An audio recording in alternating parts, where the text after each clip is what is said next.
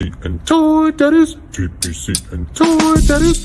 Welcome to the ToyPic Community Top 10, brought to you by the Toy Daddies. Hey, what's going on, ToyPic Community? We have 2/3 of your Toy Daddies here.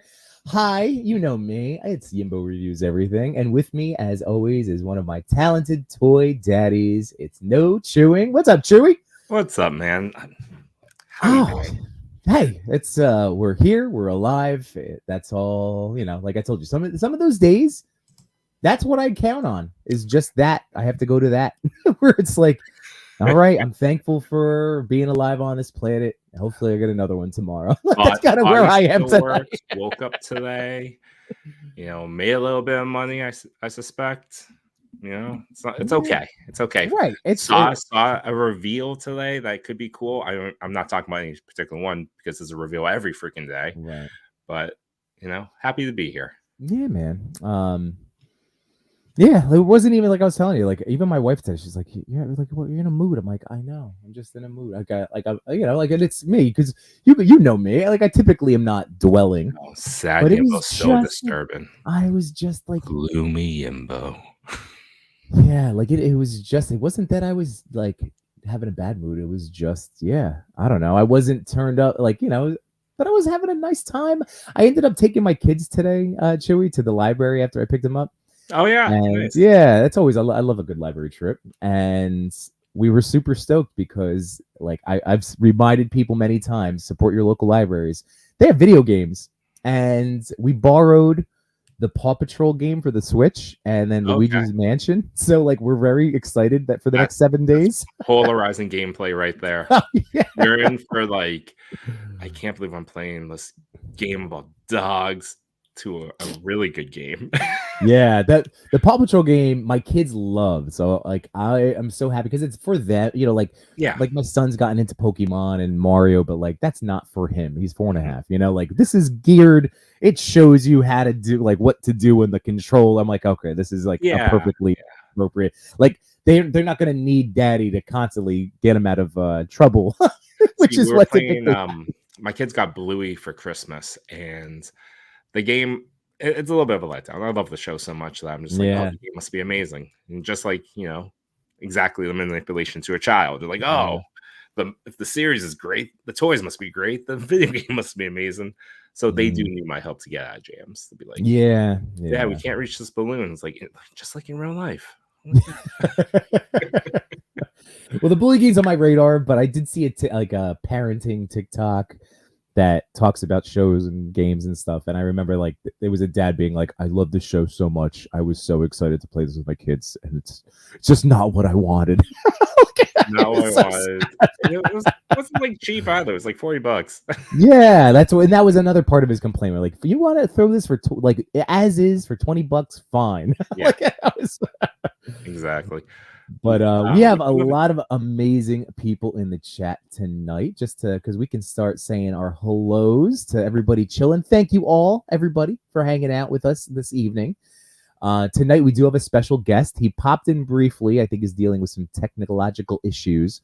But our special guest tonight is going to be Rick, a.k.a. Artwittoyz. He is waiting in the back. So. Oh, well, perfect. Okay, because I don't get to see the backstage now. So, we're gonna have to bring Rick on right now and start catching up. So let's do this thing. Awesome. Let's bring him in. What's up, Rick? What's going on, guys? It's not Tuesday or Friday. How you doing? What's up, man? It wouldn't be Artwittoyz on the stream if there wasn't for some technical issues. Well, naturally, that's okay. It happens to the best of us. Technology is so moody because the microphone wasn't working and it said do this and I did it and then I did and then I tried killing everything and restarting everything and it just wouldn't work. I was like, man, I'm scared, like I can't get the microphone to work. And finally I'm trying everything, I'm pushing buttons and everything, and then finally it just is a simple refresh and it fired up. So I don't know. I get it. For weeks on the show, Yimbo and Chris wouldn't tell me that I was freezing up like every 20 minutes or so for weeks. And then they're like, yeah, every time you speak, actually. Like, oh, thanks for telling me a month in. So I ended up finding a hole. Like I'm in my basement and my router is upstairs. So I found a hole in the floorboards to run the line through. So it looks like a very shoddy connection. But now I'm wired. I use my SLR as my camera now. So if there's any issues, I'm just giving up. Yeah. Dude. Well, Rick, last week, as professional as we try to be, we ended up like this. We got kicked out of the stream 15 minutes in, had to fire it up again. It happens, so no worries, man. You're here now. You're here. Yeah, I tried testing out like new headphones and a camera and a microphone on Wage Stream, and for a minute it was fine, and then it just decided to die on me, and so. Yeah. Yeah, it just does it. It does it at the worst time, when you're rushing to get on a live or you're actually on the live and you're trying new equipment, and it's like, we're gonna mess with you right now. Yeah. Why would things want to work out of the box? Yeah, absolutely. But speaking of unparalleled universe, thanks to Wade for being the guy that hooked all this up, because like when I got to talk to him, he was like, "Oh, Rick would be so good for this," and obviously, like I've seen your work. And I've heard you talk about photography and toy photography. And yes, this is all wonderful, man. So thank you again for joining us this evening. We're probably going to rehash some stuff that you've talked about on streams before, but like you might end up meeting some new people in the chat tonight. So like, Rick, what's your origin story in terms of, how about toy photography? We'll start with that. Like, are you are you in the group of like me and Chewy in the last 4-ish years? Or are you beyond? Well, actually, how far back do you go with the toys? Ask. I fell into a vat of plastic that was going to be formed into future action figures and gain super. No, I'm just kidding. Madness or superpowers, whichever one you get. Works, right? Yeah, you fall into a vat of something. Naturally. Yeah. Me, I'll fall into like a vat of chocolate or something that won't give me powers. Right. No, it's kind of funny. Years ago, probably 2015, 20, I've always been a collector, and I've bought stuff and I would just hold on to it and I wouldn't do a whole lot with it. And 2015, my girlfriend and my daughter bought me, and people are going to laugh because I know it's like a hated figure, but it was the Marvel Legends Space Iron Man. The one that came out in the Guardians of the Galaxy wave with the Groot Build-A-Figure. Oh, okay. And I love Iron Man. I'm a big Iron Man fan. And so I had it sitting on a shelf, and I started that was right around the time I started getting into Instagram and learned of ACBA was the first thing I learned of. And I'm like, wow, these guys actually put their figures to work. They take them out of the packaging and they display them and they take cool pictures. And I said, I have all these figures sitting here. I'd love to be able to do more with them. And so I kind of started, taking pictures here and there. Like I'd put them on the coffee table and, do, stuff. So, a lot of those pictures actually did exist on my Instagram. Like if you were to scroll, I think I posted 1,000 pictures. You scroll all the way back, you'd see some really entry level stuff. Oh, that's my stuff. Oh yeah, my whole journey's up there too, man. yeah, and it's like, somebody I was always told you never look back unless you're looking to see how far you've come. And I love that. Yes. Yeah. So I occasionally would go back and check it, and I just started. I started really getting into it. I wanted to push myself to do more. A lot. I started out doing a lot of Digirama stuff where I would use my TV screen as like a backdrop. And then I started layering stuff in front of it to make more depth. And then I started buying construction paper to, and blasting light off of it to give it like kind of an infinite space type feel. And it just kept evolving. Then I started picking up little things here and there and picking people's brains and learning camera tricks. And it just kind of evolved to where it is today. I'm just constantly it's almost like I could be my own worst enemy at times because I'm always trying to challenge myself. And if I don't feel like, oh, this is challenging enough or I've done enough in this picture, I'm always like, I don't want to take it, and I want to think of something different. I want to be, and one of the things I've always tried to do is when you look at my pictures on my page, there's never truly like anything that's like I'll never run into a theme where I'm like, hey, I'm going to shoot Batman for a while. I usually will shoot Batman and then the next day I might shoot King Kong, just to switch it up a little. But yeah, that's pretty much it, man. I just kind of like was a collector, lover of, toys, obviously. Love Ninja Turtles is my other passion. And just wanted to put my figures to work and do something with them. Oh, that's awesome. So I didn't realize you're a fellow turtle boy. Like to that level. Yeah. That's awesome. Did you I actually will collect any turtles, even if they're bad. Because I do have a display downstairs, and like each turtle, I have them in the order of the song. So Leonardo leads, Donatello does machines. So like the first shelf's Leo and then Donnie. And like, nice. And I display them, per the shelf, and there's all the variations are in there, even if it's like really bad versions of Playmates or, versions of the turtles, people didn't care for, like the Bay Turtles. And so I'll throw them in there just to have them all, I just like, I love Ninja Turtles. So. That's awesome. That's cool. Did you get charged by Mezco are you on the Mezco train? No. I didn't. Okay. Did you pre-order it? Did you pre-order that? Yeah. Okay. Yeah. I still haven't. I've been like waiting to see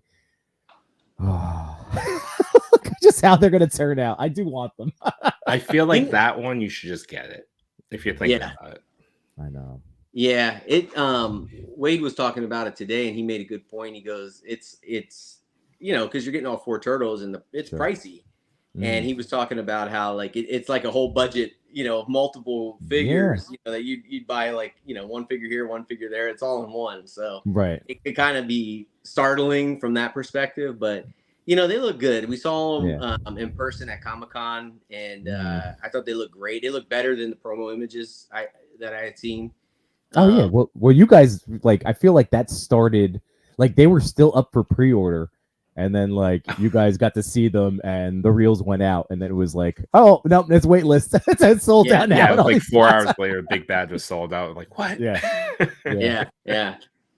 So they look good. Oh yeah, I was gonna. Sorry, I had another question brewing for you, but I will come back to it. I wanted to say hi to our chat real quick. See if any Tuesday night members are in the house. Speaking of which, are you going to be blasted? Yep. There we go. Mayor Tim, Toy Chase in the house. What's going on, Tim? Josh Brown. Yeah, there you go. The Wade invasion. Wade creates. Speaking of another Wade, how you doing, man? Who we have up here? Nilla Gorilla. What's up, Jeremy? Oh, my man. M. McKinney, my man. MSC Photography. What's going on, dude? And Greg, formerly the Brute Scale. What's up, Greg? 88 Figs. Ozzy boy. Ooh, Cal the Collector's in the house. What's up, dude? Is it at 5 a.m. today, the Elimination Chamber? Is that? Yeah, that's on Saturday morning. Because I don't think there'll be a watch along, to be honest, unless I'm still up. That would have to be it. I'd have to be pulling an all-nighter. Yeah. If I go to sleep at like 1, 2 o'clock, I'm not waking up for a 5 a.m. Yeah. What's going on? Whatever that's called now. What's up to Tentacus? How are you doing? And I think Rick Jones. Jukebox Hero. What's up, man? And Rick Jones. I think we got everybody that's currently said hi. Again, as you guys come in and as you have questions for Rick, please feel free to drop them in the chat. We will highlight them and bring them up. For the turtles. Josh, I think you're on something. I think the digital images that they put for toys they have to stop. We're not in pandemic anymore. Take a photo of the prototype. Yeah. Because kind of with you on that. Yeah, I'll be honest with you. Some of those promo pictures have turned me off to figures. Like the Doom, the Mezco Doom. I was like, I mean, I love Dr. Doom, but I just wasn't feeling it. I was like, is this really going to be that much better than my Marvel Legends one? Because the Legends one, I put all soft goods on it. you know, and Right. I think I needed it. And then I started seeing it in pictures and I'm like, oh, I need it. And I got it. And man, it's a great figure. It's Is that incredible. a top figure? If you had to like project yourself forward in December, you think it'll be a top 5 for you? Yeah, for sure. Yeah, I think at the end of the year, it's going to be up there in the top 5, top 10. So it's going to be Leo, Raph, Mikey, Donnie, and then Zoom. Yeah, that'll be your top 5. Yeah. Oh, cool. We have Cap Lives. Cap Lives, what's going on? Yes, it is the Art with Toys. That is correct. That's right. I'll have to update the title of the show. By the way, here, just to pull this up for you, Rick, just to shout out, because you currently have a feature. We wanted to shout you out as our guest this week, and you posted that picture, as it says, 5 days ago. Holy crap! This came out so good, man. I absolutely love, dude.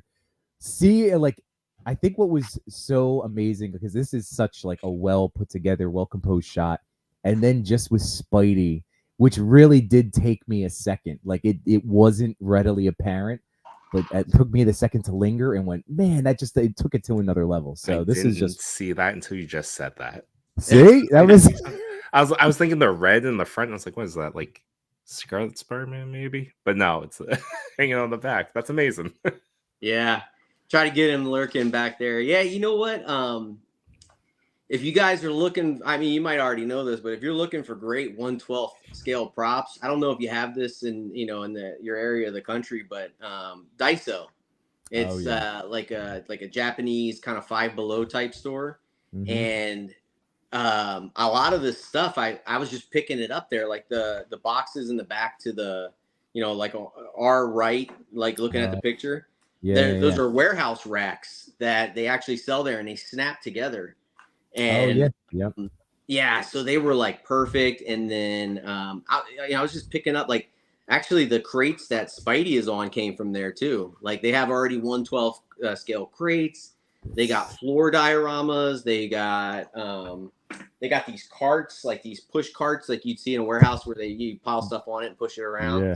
So I started buying all that. And I'm like, yeah, what if like the villains were all just like up in an empty warehouse where they do their dirty business, and they're just like counting their money and laughing, thinking that they have the city by storm, and Spidey's getting ready to ruin their day. So yeah, dude, excellent comic panel. Like that's what this, and like not only could it be like a frameable piece that I would hang up, but like I said, like just with Spidey hanging out back there, like having to to have the patience again to really study the image, and then there he is. Like it's such a comic book. It just jumps out. It's so good. So I just had to highlight that, man, because again, you bring it. Your account is awesome, and yeah, I like that. You just kind of you're all over the place. Like you don't have to do something. Like I just went on a little bender with that Void Gomez. Like that was like my last like run of pictures. But otherwise, yeah, it's you just gotta have fun with the toys, man. Always yeah. My favorite one that stood out to me was that I was cold reading your style and who you are. It was the Mickey and Minnie holiday one. I was like, all right, I like him. He knows how to have a good time with himself. Yeah. Just like I said, having fun, and like I'll think of ideas, and I always put them in like the notepad of my phone, and. Especially around Christmas, I for some reason, like Christmas time, I get really into taking Christmas photos, and I come up with like tons of ideas, and I just want to make sure. In fact, like there was like a few things that I wanted to do that I just ran out of time. So I'm like, well, I guess I got a head start on next year. But yeah, I just try to have fun with it. If I do try to do a series, I try to make a comic panel. Like and do something with that, just like something that tells a story. But that's what it's all about. I think like with this, it just kind of being creative with the toy photography. It's just about continuing to challenge yourself and have fun with the toys, and like there's no real limitations with it. You know what I mean? Like you can cross things over. Like I've used like in that comic panel there. I have the Flash's treadmill and Ken Masters is running on that treadmill. So it's like, you know, using different accessories for different pictures and stuff like that. It's just what makes it fun, you know. Man, do you? Here's one of the questions. I have so many for you. One of them, when you were talking before about doing the setups and everything, like right now on my coffee table, I have 3 separate small little, like I have a little bedroom that I put, you know, built from Michaels with my accessories. I have my hallway dio, and I have my like Wayne Manor McFarlane, like I made a little. So I have 3 little dios, and I've just all loaded them up, and I like all the scenes, and I took them on my phone. But like, do you ever just set up stuff because it's fun, and then I'm like, I don't know if I'm gonna put my camera to this. Like I just enjoy. It was just me playing around. Like I just really like how it turned out. I might use it for my story, but like I haven't broken it down yet. But I'm like, do I set up my camera? Do you do something like that? Do you find yourself just like setting up scenes that never get shot? Yeah, I mean, there's times where I feel like I have an idea, and I'll go, you know, my toy stuff's in a loft, so I'm up in a loft here, and like I'll set something up thinking like, hey, I want to do something with this, and I'll set it, and I'll have a vision in my mind, and then one of 2 things happens. Either one, I have another idea and I break it down and I go to that idea, or I try to set the camera up and then I just kind of frustrate myself trying to get it right. And then eventually I'm like, you know what, let me just go to something else and maybe revisit this down the road.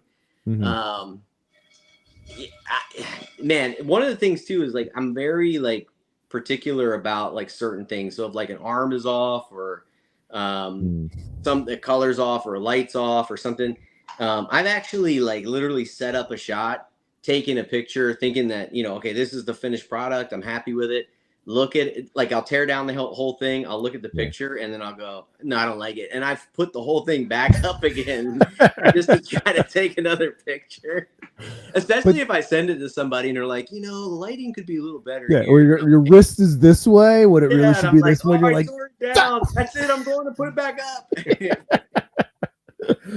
Well, we've all been there, and that is actually like, see, you've been hitting on such great advice for people to hear, like going back to compare yourself to just yourself, just to look at your growth. Like that's such a productive way of looking at the past, you know, like as opposed to comparing yourself to others. Like look at your own growth. That was wonderful. And yeah, that cracks me up, because that's something that Sir Dork has also told us, but like in conference, just like, you can't give up on an idea. Like if you have that idea, yes, if it's a pain, but like we love this stuff, we do it for fun. So like set it up again, get the right shot, especially if you notice afterwards. and it's very rare that you have whatever that the thing is you picture in your mind is, it's not that common that you're just gonna set it up and it's gonna look exactly like you drew it up in your head, you know.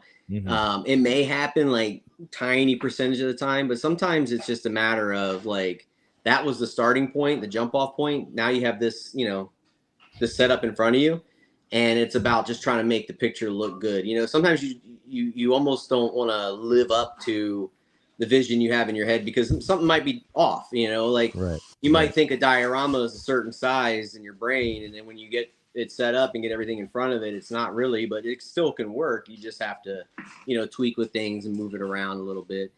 So, you know, that's the big thing. And lastly, I'll tell you, lighting is huge, you know, because lighting is ultimately what's going to determine whether or not your figures look like they're alive, or if they just look like they're just lifeless things standing there aimlessly looking into space. So for you, is lighting, like if somebody, like, you know, someone's starting out, like, and you know, the main things, is lighting for you that you're like the top thing that you would emphasize with like somebody just getting into it? Yeah, because like I think master that first. I mean, not that we ever master anything, but like tackle that first. With dioramas, you could drive yourself crazy thinking like, oh, I need, you know, an alleyway diorama or a rooftop, or you know, that stuff will come. You know, if you have the figures, you have the lighting, and you have something basic to start with, I think, you know, the lighting, obviously the posing is important, right? Yeah. But like the lighting is ultimately what's going to bring the whole thing together. And, you know, a lot of people will say, well, you know, I want to shoot with a camera. I want to, you know, I'm shooting with a phone. You know, I've seen people do like crazy things, you know, with phones, with DSLRs, whatever. And a lot of times it's about, how they leverage the lighting to make it happen. So yeah, I think lighting, and then obviously posing. If you could build a little world, you could use construction paper in your background. That could be what you start off with. And you could build this little world in front, and you could take something simple. Like if you look at Boog, from ACBA, he takes a lot of those white hot shots where the background's just all white. But he has the figures posed up so well in front of it that the picture looks awesome, and you're not really thinking about, the surrounding environment. You're looking at these two figures having a conversation, and it's all about he has the right posing, he has the right lighting, and boom, it comes to life. Yeah, no, it's so true.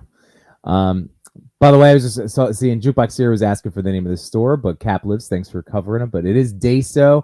Rick, I've been out to one ever. I went with Machu this summer, and it was amazing. And I need to go back because it wasn't even halfway filled with like the goodies that we were looking for, like the promises of TikTok.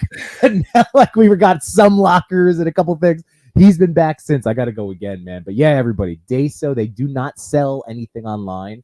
But when you go to their US site, they'll give you the whole list of stores. But yeah, they have like out, man. Like this little entertainment center. See, I didn't have that. That's awesome. Cool. Yeah. Yeah, like these chairs. I don't have those either. Little coffee table. I have that one. Then they have two types of lockers. So they have these metal lockers that you can use. I actually use these in the Ken Masters shot. It's like a little locker room area of the gym. And then they have the little, like, almost like the school lockers. And then they recently just got, like I said, they got the warehouse racks. I'm trying to see if I have them close by. They have the warehouse racks. They got the flooring, and the flooring snaps together. So you can, flooring? Yeah, it's like floors. Like I think they have one that looks like wooden floor, one that looks like concrete, and you could snap them together to make them as big as you want. And what else did I get there? The crates, obviously, those were really cool. Another thing that I found, which was kind of dangerous but super cheap, is AliExpress has these like 1/12 scale props. Oh boy! Where you can buy like sets, and they have this mailbox, and then they come with a phone booth. And what was the other thing? It's a mailbox, phone booth, and a newspaper stand. You know what's dangerous that I saw? I think it's I always butcher his name. Gang Wife Free. Gang Wife Free. Yeah. He was putting together. I think he was putting together a Blockbuster or a bedroom dio one day, and he got on AliExpress and ordered a bunch of like boxes for like a PlayStation, classic PlayStation, or board games, and he's like, these are all like pennies, like 50 cents, $1 a piece, or whatever. Yeah, they're super cheap. Like, what else did I get from there? I got this little desk lamp. Oh, nice. Oh, and what's crazy is like it turns on. What? Yeah. Oh my goodness. So that's cool. So I picked up that, and then I have a couple of different boom boxes, but I got this little boom box from there. And does that turn on too? No, I wish. That'd be cool if it played some music. And then this tiny little TV, like a little CRT. That's ridiculous. Oh, that's cool. I love the. And then like the little bunny ears move around and stuff. Yeah. Yimbo, go help a Daiso, will you? Well, those were, you just said, were AliExpress, right? So what did you search for on AliExpress? But the Daiso also has microphone stands, and they have these little tables. I thought I had them close by, and then they have little ladders. You can get little 1/12 scale ladders and stuff. I have a music. You guys don't have one close by. I'll pop in there and grab you some stuff. Yeah, the microphone stand's awesome. There's some little microphone. And it does extend up. I took a piece out for like sitting podcasts, which I've never done my shot with. And then I was just holding up one of the tables that Rick was talking about, because these stack. This is what he's saying. Like, I have like two of these, and then there's like big black ones that I also have. The one that you picked up for me, Yimbo, when we met up over the summer. Yeah. It was the 1/12 size like tubs. Oh, the tubs, yeah. So plastic like tubs. Clear like tubs, like how totes. store stuff. Except it's in 1/12, so I was able to put like you know, the little mini brand stuff into it, so it looks just like real life. Those two, yep. Yeah. It's such good stuff. It's so good. That's what's been so exciting in the last couple of years is seeing our scale of like 110, 112 start being like people making stuff. Even if it's not intentional, it still scales really well. Yeah. It's been really nice. Like I've been looking. Oh, this is so funny. Here we go. 112 scale. Basketball and soccer ball. These are from these Five Below dolls that I ended up buying for my daughter. Yeah, because I wanted to get the lockers for myself. And then of course I buy that super action stuff, and you know, like there's the football and the soccer ball, and I was just like, oh, like I've been waiting 4 years for like legitimate. And that set is absolutely worth it. Like that set is amazing. Like headphones. Love it. Yeah, it has like the masks and stuff. Like like a gas mask and everything. Yeah, I got to pick that one up. Even the headphones are adjustable though. Like it snaps in the middle to expand. Oh, nice. Yeah, that's a touch. It's ridiculous. I want it because I'm trying to build a 112 scale arcade, and so I printed up a bunch of like arcade posters, like from classic arcade games that I'm gonna stick on. Like I have this diorama, I'll stick them on the wall, and then I got 4 arcade machines from Prime to the First, and those are going to be kind of in the foreground because I want to feature those. And then like the more, I have a couple of generic arcades, they'll be in the kind of in the back just to fill the shot up a little bit. Yeah. And then I'm waiting on like it's like a cafe, but it has a counter. And what I'm going to do is I'm going to fill the counter space with little prizes. You know how like you go to the arcade, you win tickets and you turn them in for prizes. So I'm going to fill it with prizes and do like an arcade. But I'm going to take like the classic arcade characters like Sonic, Mario, Link from Zelda, the Metroid, and I'm going to have them actually in the arcade playing the games. You know, so that set's perfect because that little arcade lights up too. Yeah. And that's a good indicator of how thought out your process is of just describing your shot, which is 10 times more than I would do with that arcade.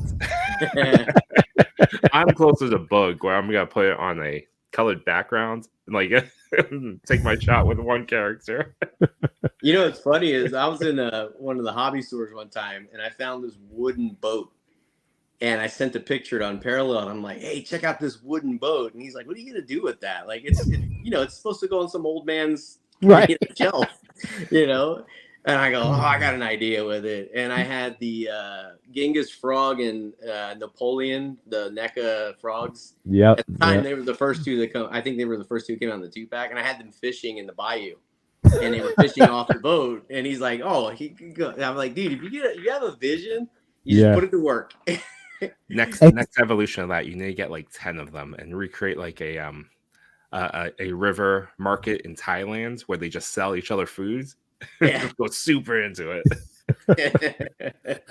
Man, I wonder how many times between the three of us and then everybody obviously listening live right now, like I wonder how many times an idea, like we start with the idea and then gather everything, or how many times either a new toy or like a new accessory came into our vision and went, oh, I can do this, and then we go from there. It's like I wonder what the ratio is on that.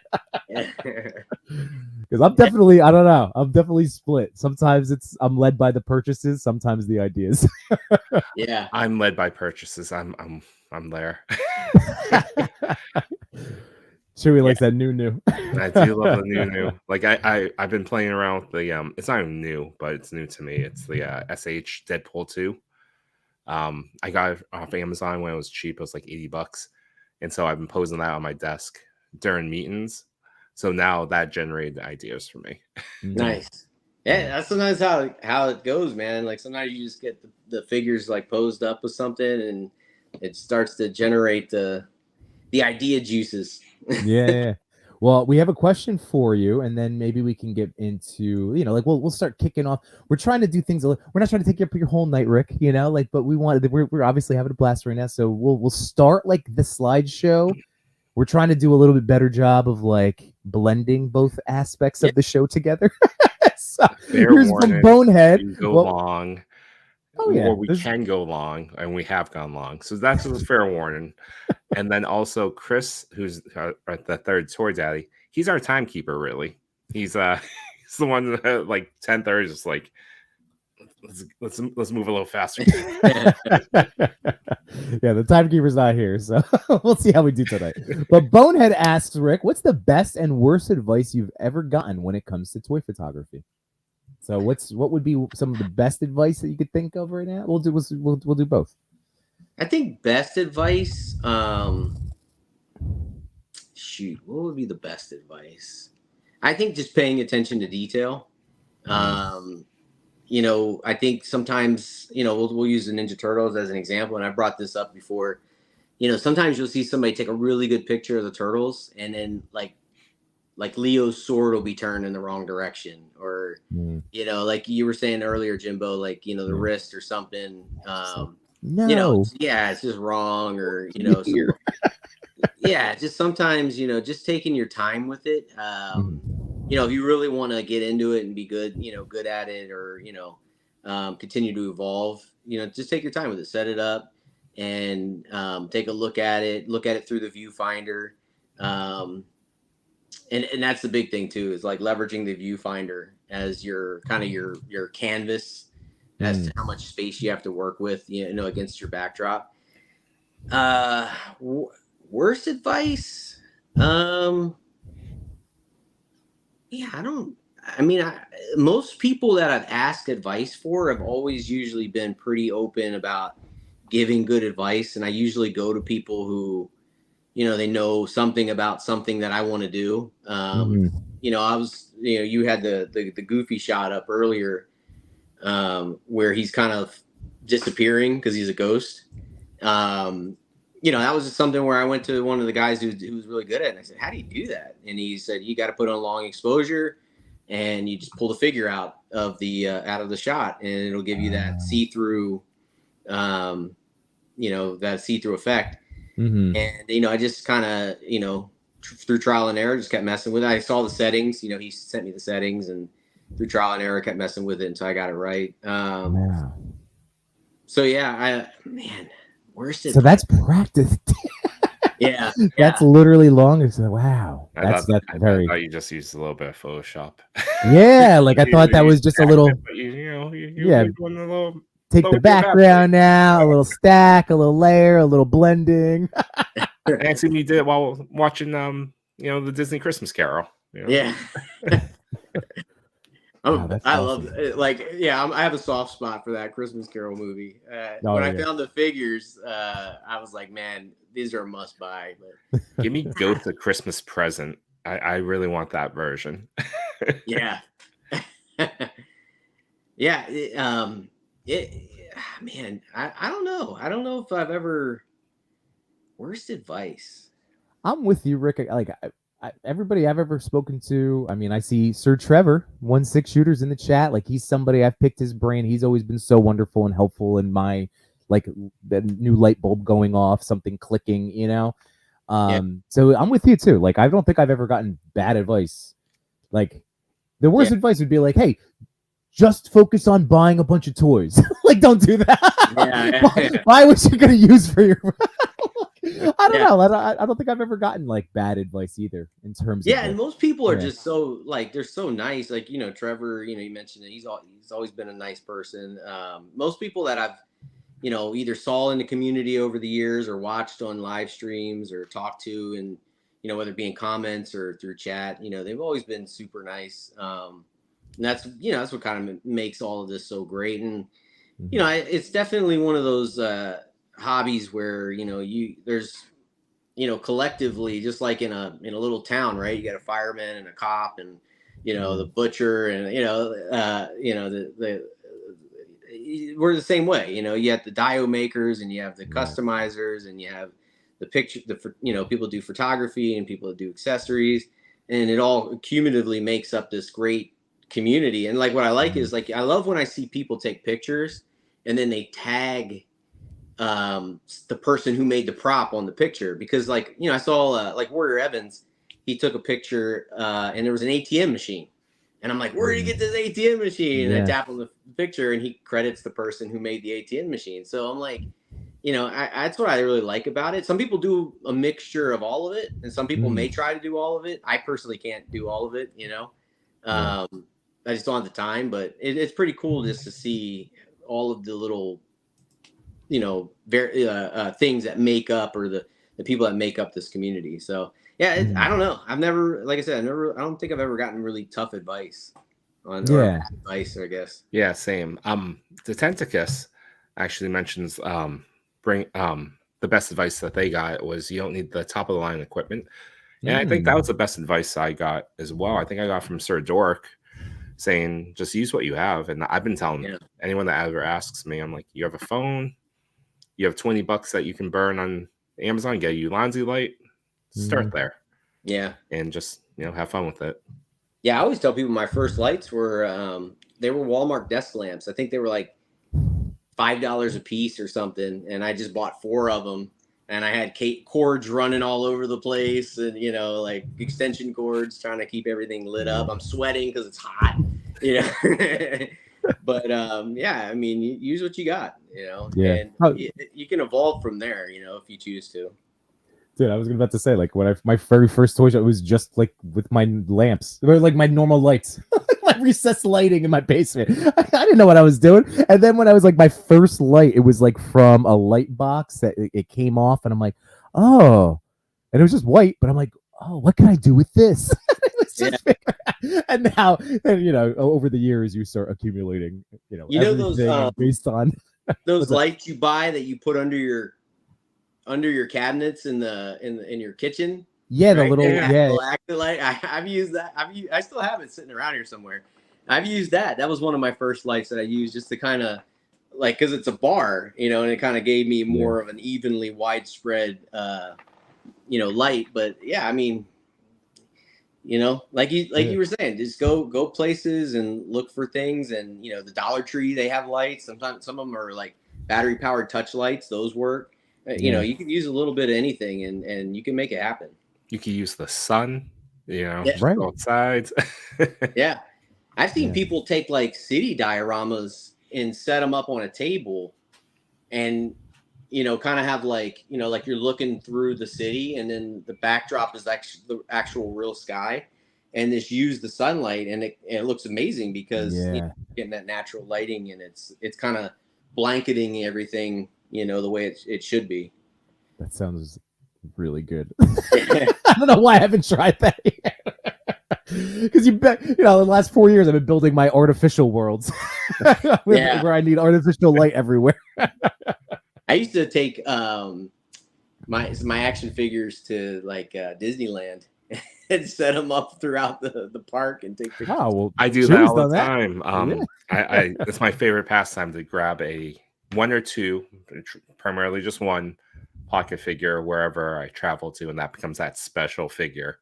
Yeah. And unfortunately, it's so special that I never shoot anywhere else. It's like, all right, it was for this one vacation. I shot it like 100 times, and that's it. So you beat the hell out of that Fantasia Mickey. Super 7. Right? That Fantasia Mickey needs a bath. I took it to Disney World, and so it went around everywhere. I went to the cantina in Star Wars Land, Galaxy's Edge, and one of the drinks, like, I thought it would stay in the cup, you know, like it does this thing where it starts to bubble and it's all red, and then if you don't drink it, apparently it like pops over. And I was setting up Mickey as like a shot, being like, oh, it's Mickey in you know, Scum and Villainy Cantina or whatever, and the thing just like pops and like splashes all over it into the soft goods. So it's like, good thing it's the last day. I may have made a mistake. It's like, I'll never shoot you again, but you did your job, man. By the way, wanted to shout out and say hi to Revolt. How's it going? And Endless Fables. We're just trying to catch and Pablo Lopez in the house. What's going on, Pablo? As I see some new names pop in. So whoever is having a great night. Josh Brown says, let's see. Oh wait, they're having a little conversation here. Hang on a second. I got lost. All right, I'm gonna go to Pablo's comment. Pepper's ghost technique can work as well. Pablo. So now this is something that like Rick, you just taught yourself that you know, like, you know, last month, you know, or a couple months ago, right? Figuring out that goofy. Yeah. I just bought a pane of glass. Yeah. 16 by 20. And that was my thought. Like, I'm going to end up hitting up Jason, work more or less, and being like, hey, bud, how do I do this again? Yeah. Did you go glass? What's up? Is it glass, or did you go with like I went glass. Yeah. Yeah. I went glass. Cool. Yeah. I hope keep a couple pieces of glass handy as well. Like, I've tried to do the Pepper's Ghost. I think the problem I run into is that my glass is not. It probably needs to be just slightly bigger because I'm going to be further back away from it to get the reflection going. But I use it a lot to suspend things. So like the Marley and Marley shot where they're floating, they're on glass, so they're stuck to glass, and all the chains and the little things are all stuck to the glass too. Yeah. So the glass technique is it's killer when you're trying to do tangible photography and you want to get like, things floating or, kind of suspended. It's perfect.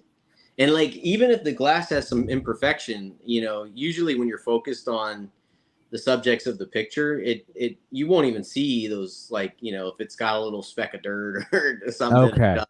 Okay. So that was going to be a worry of mine. Like, how crazy do I have to, like, how obsessive do I have to be about fingerprints and that type of stuff? So that's good to know. It doesn't have to be perfect. It'll usually be. And the other thing too is you can, if you want, you can draw on it. So like, for instance, like the shot of Caesar, I just took some white acrylic paint and made dots, and that turned that into the snow, and then I put that glass in front of Caesar. I like that idea. Oh, that's cool. That yeah, I did not realize that's a cool technique. Awesome. And then the same thing with the picture that's pinned at the beginning, the Usagi Yojimbo. That's I drew on the glass. So like, I think there might be a behind the scenes video if you swipe over, and I just took like dry erase marker and I drew all the little lines in the picture to give it. Or it might be in my reels actually, but yeah, I just drew all those little lines. Like I set them up, and then it was kind of funny because I sat behind my camera looking through the viewfinder, and then I had the pen, and I was like going like this, like real tedious to try to get it perfect. And yeah, it ended up working out. I love that pic. Like I didn't think it was going to come out like as good as it did, and it's like one of my favorite pictures I've ever taken.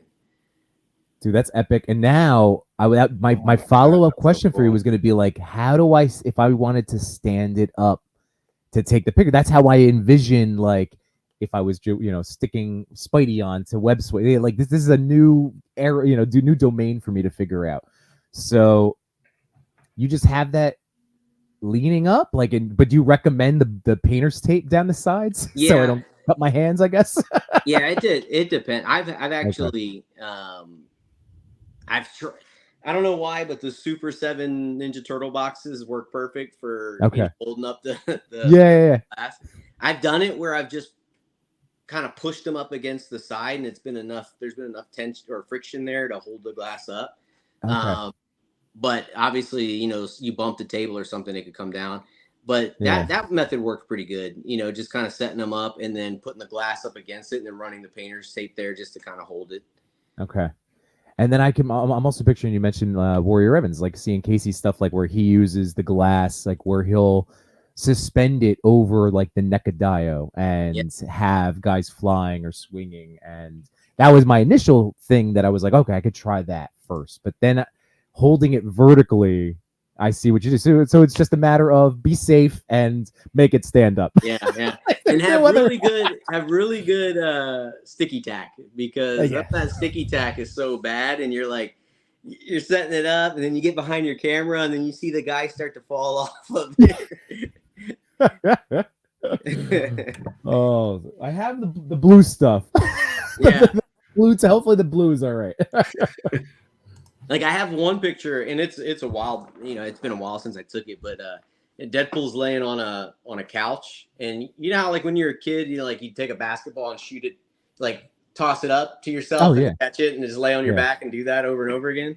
So I took a picture of him doing that, and that's how I suspended the basketball up. Is I put it on the glass above above him, and then I had his hands just doing the the shooting pose. Yeah, Kobe. Yeah. Oh, so there we go. So yeah, this is so great. I feel like this is an incredible creativity with glass that never dawned on me. Awesome. And Rick, I promise, like I would be a really great interviewer if I knew all of this. Like, I mean, I'm a fan of your work and of you, but like this deep dive, I hadn't I was just talking about like a new skill I'm trying. This is a happy accident. Yeah, that you are like, I'm learning so much about using now this pane of glass. So thank you. No, dude, I love sharing stuff like this because there a lot of people do use Photoshop, and I've seen some really great shots with it, but it's so fun to try to challenge yourself to figure out new ways to make these things happen, whether it's a guy flying or jumping or something of that nature. So yeah, it's fun to share. And again, I just learned it from asking questions. I just ask people, hey, how'd you do that? What'd you do? There's a Batman shot. It's very similar to the Spider-Man one where, again, I took a pane of glass and I had it just slightly tilted with snow on it, and I brought it up and then just shot the picture through it, and it made it look like it was snowing while he was on the roof. It's my favorite one though. I actually took I've done this twice actually. I have one where I have, and it's been a while again, since it's probably further back on my page, but there's one where it looks like Mikey dropped pizza from a rooftop, and he jumped down. He's like jumping down to get it. So I have the pizza laying on one level of glass, and then I have another level above it with Mikey posed like he's falling down, reaching for the pizza. And and then I have another one where it's Raph chopping up a bunch of mousers, and I just took the mousers and they pop apart, so I just popped off the heads and stuff, and I stuck them all over the glass. And I have Raph is in the middle, and there's a pane of glass here with mouser parts on it, and then there's another pane of glass on the other side of him with mouser parts on it, and it just looks like he like ran through with his size and chopped them all up. That's awesome. But yeah, you could do so much with glass. Yeah.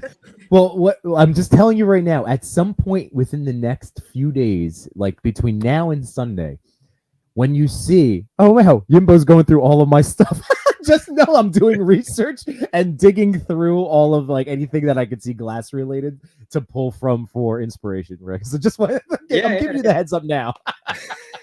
Yeah, it's gonna happen. I already know. Absolutely. The Raph picture, there should be a behind the scenes, like. Some of them I gotta be honest with you, some pictures I take and then I tear it down and I totally forget the behind the scenes. I do that too. Yeah. Some of them I'm good at snapping a behind the scenes picture and I'll throw it in the deck. And then some of them I'm good at trying to record, or behind the scenes and throw it in the reel. I just gotta get better at just, doing the one thing every single time. But I tried to. It's too much to remember at any given point. Trust, sometimes are you like time research? Like will you set up a shot over time? Like maybe just because it's like are you secret? Like basically, I'm looking for people like me. So I'm not the only guy that does this. Like I will steal 5 minutes here and there. Like if the kids are just chilling on the couch, and I'll just be like, all right, you guys are good. All right. And I'll just run downstairs and start working on something. But sometimes it could take me a few days to actually get my camera going. So is that just me or is that you guys there too? Never. Never? All right. I never get the 5 minutes.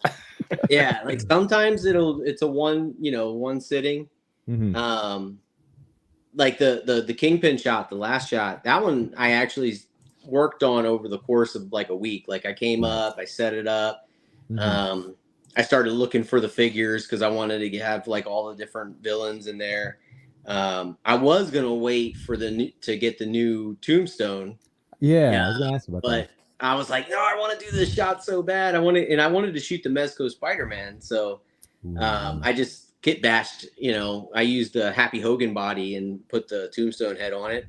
Nice. But yeah, I set that up, and I was like, all right, I'll come back to it. And then I came back upstairs, and I tweaked it a little bit, and then I even told my family, I'm like, I got a shot that's been sitting up there for 2 weeks, and I just need to go and snap.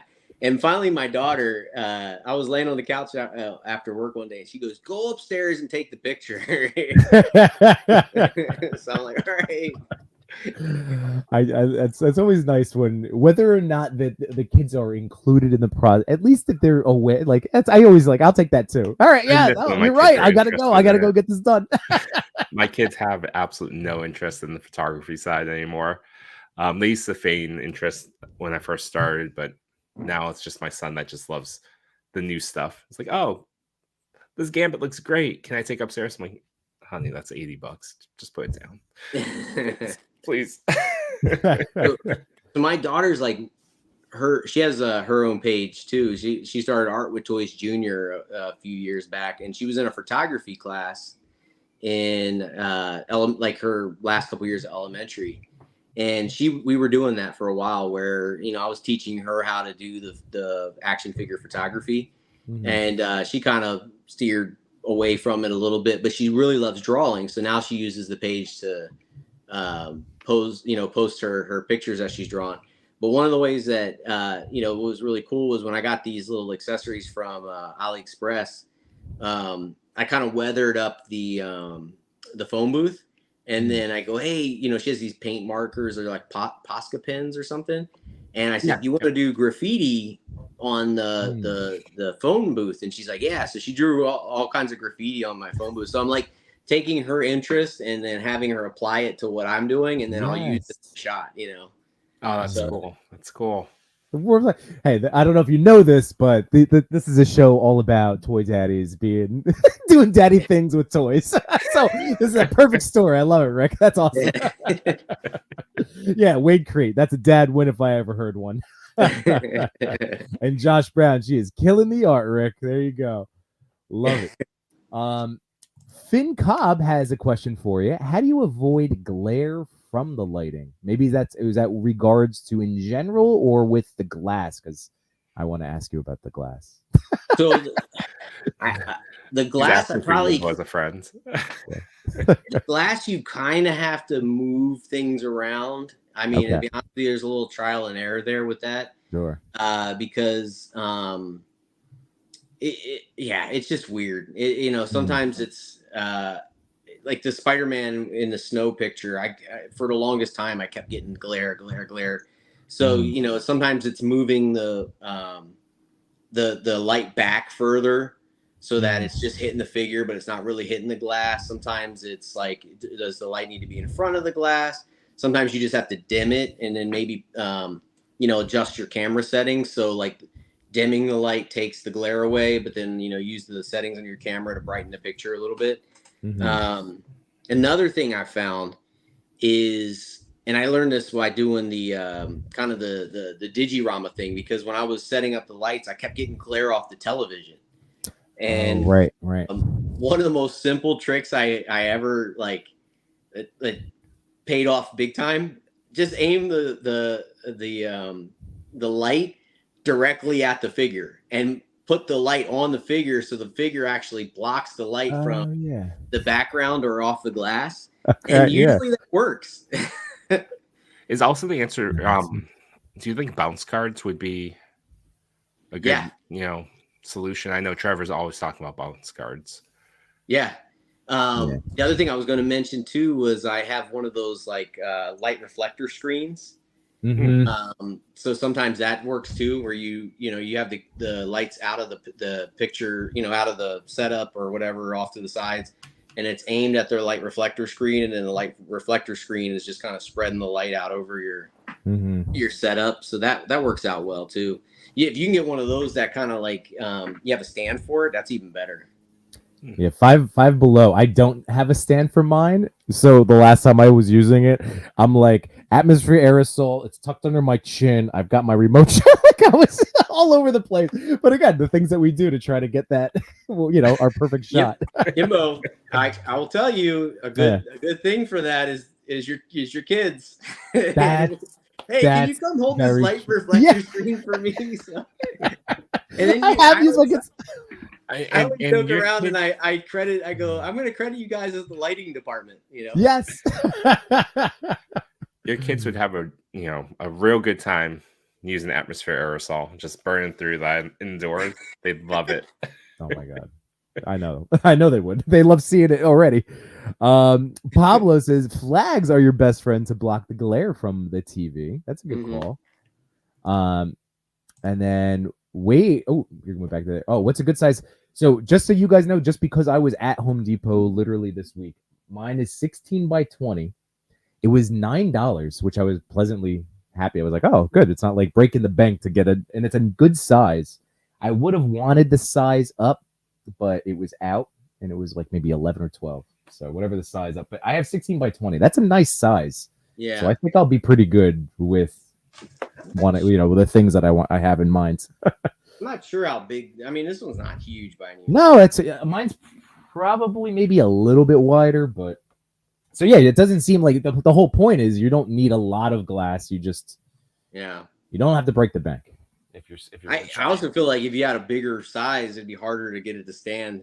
I'd be scared. Yeah, well, that's what I like about what you were just working with. But so I think we'll have to see. We'll have to see how this one plays. And you're very welcome, Vin Cobb. Glad we can help out. And Weight Create, and you know what? This is interesting, Rick. You mentioned like ACBA, and that's like where I discovered like toy photography as like, oh, this is like a thing. Like people are doing this. Like, and I, of course, being a fan of comic books, I was like, I love it. It's a catchy name. Like it got me right in.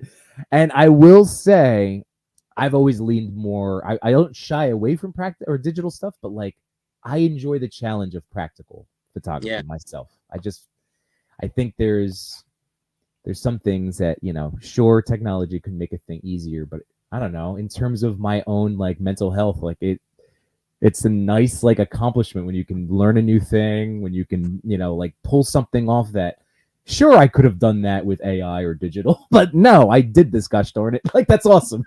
Yeah.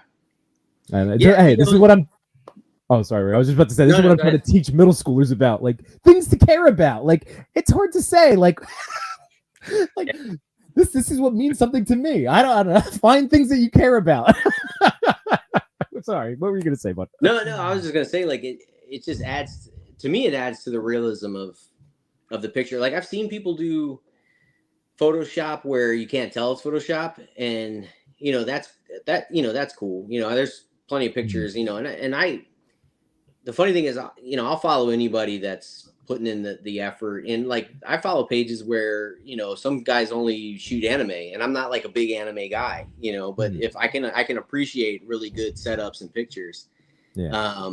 So, I don't want to take away anything from that, but for me, I just like when I see people do like a behind the scenes of like all these tangible or practical effects that they've done, or, one of the ones I saw was, I think it was Plastic Snaps. He had one of the Harry Potter characters falling off of a bookshelf, and as they were trying to get a book from the top shelf, and they were falling backwards, and the books were coming off. And I thought maybe he used the glass technique. Well, he actually had wooden rods, mounted in the diode, coming straight out towards the camera with the book on the end of the rod. Oh, wow. You couldn't see the rod, but the books looked like they were floating, like they were falling out of the bookshelf. And I'm like, man, that's so cool. Like, Mm-hmm. No, that happens here all the time when we're going through stuff and we hear like I will find that extra level of appreciation for a shot when it's just like something else that clicked like that. Like, what, they did that? That was a thing. And again, I'm blown away by Photoshop skills too. Like, it's just a skill set that I don't have. But so for me, I'm just always amazed when I see I got to go track down that shot that you just talked about. That's awesome. Cal the Collector said his daughter was his extra light girl. That's awesome. And Nilla says, I messed with some digital. Oop, I went back. Sorry. I'll go back to Pablo. But Nilla says, I mess with some digital backdrops, but I always prefer a good practical photo. And then what was Pablo saying? Yeah, his daughter's loving the Smoke Ninja. He's got himself a nice assistant. Pablo, that's an expensive toy. I'm just saying. Art, did you get in any of those Smoke Genie, Smoke Ninjas, Ulanzi smoke machines? No, I need to get one of those. Wade was talking about that. He got one, and because I have a smoke machine, but it's like a Halloween smoke machine, so it's a little cumbersome to move around. And then is that what this is? Yeah, and you know what's funny is I'll get the whole house all smoky, and the family's like, "What are you doing?" And I'm like, and in the loft I have these like big windows I can open, but like I end up getting, because I'm like, I'm never, I take a picture, I'm like, oh, I'm not happy with where the smoke is. I'll run again and take another picture, and then all of a sudden the whole place is just full of smoke. And then you have 200 photos to pick your favorite one. Yeah. And you're semi-high. You're like, what's in the smoke? Yeah. And I'm all trying to like do little things to make the smoke perfect. Like I'll turn on the thing and the smoke come out, and then I'm all like trying to.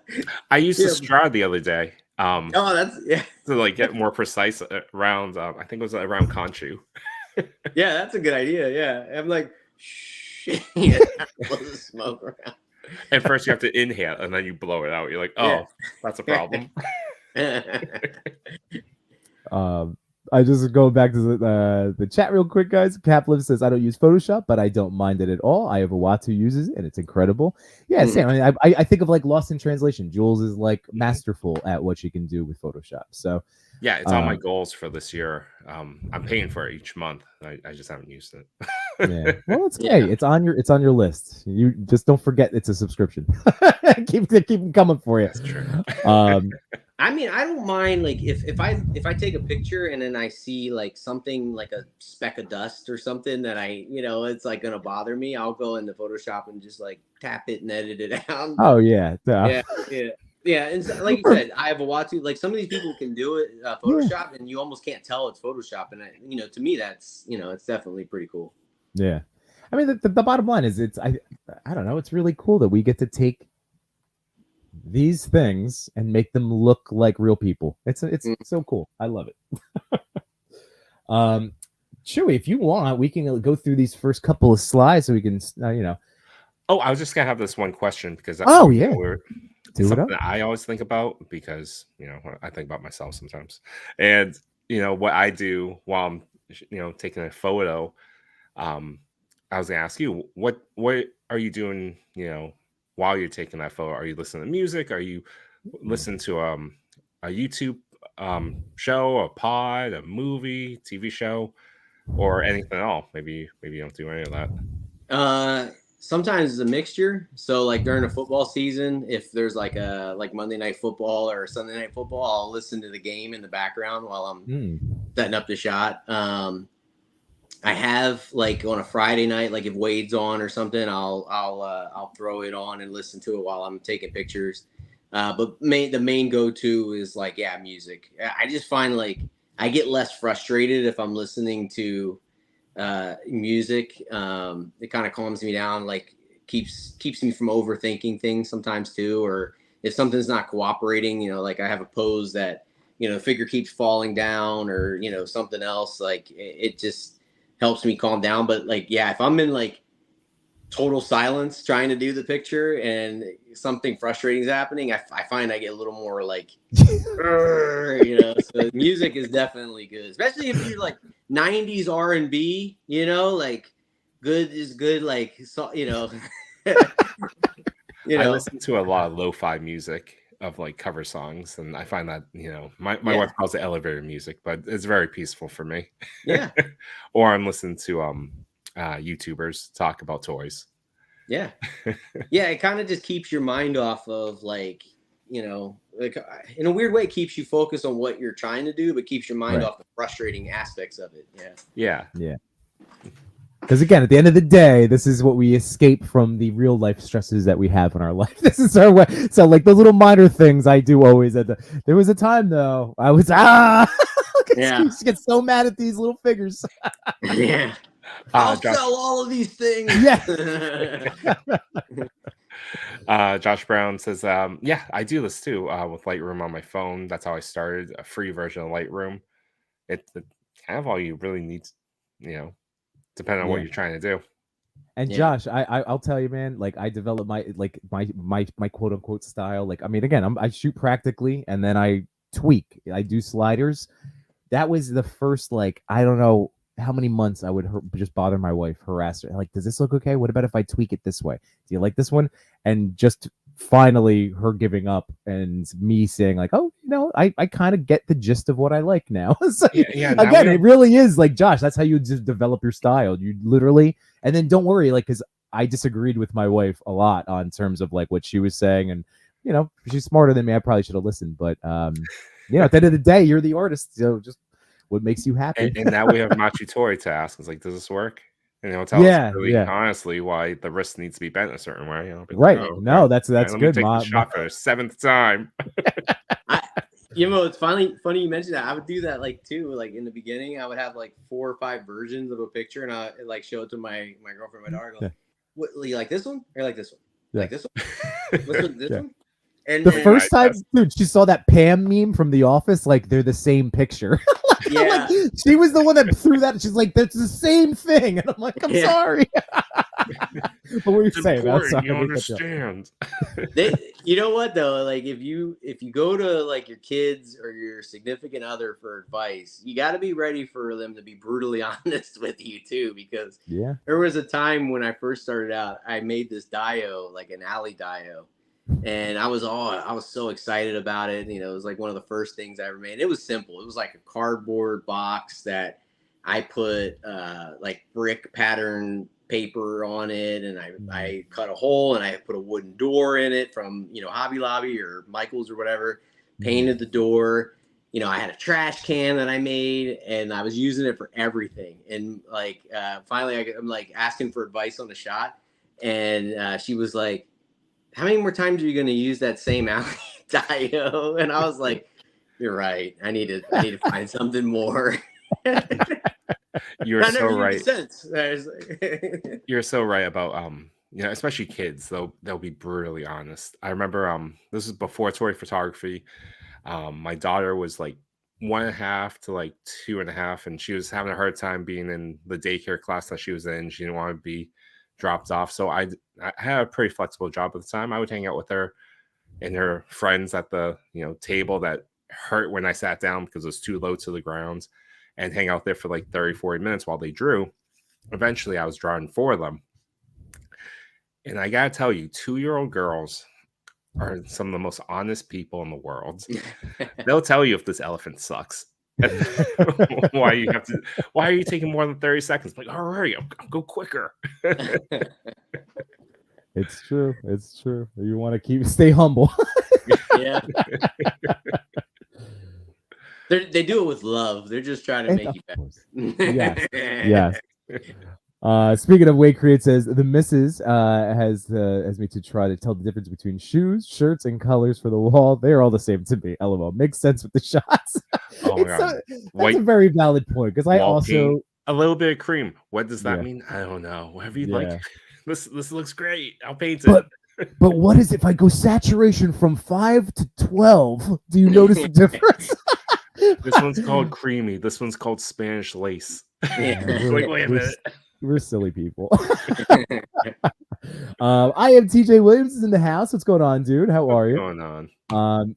And Wade said also big facts on the music love listening while I'm doing dios. Yeah, he's been doing a great job.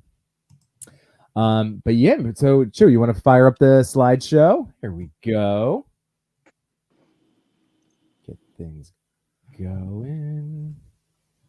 All right. So Rick, we always like to keep things on the good in our lives. So what's something, whether it's toy community or just life related, what's making you happy these days?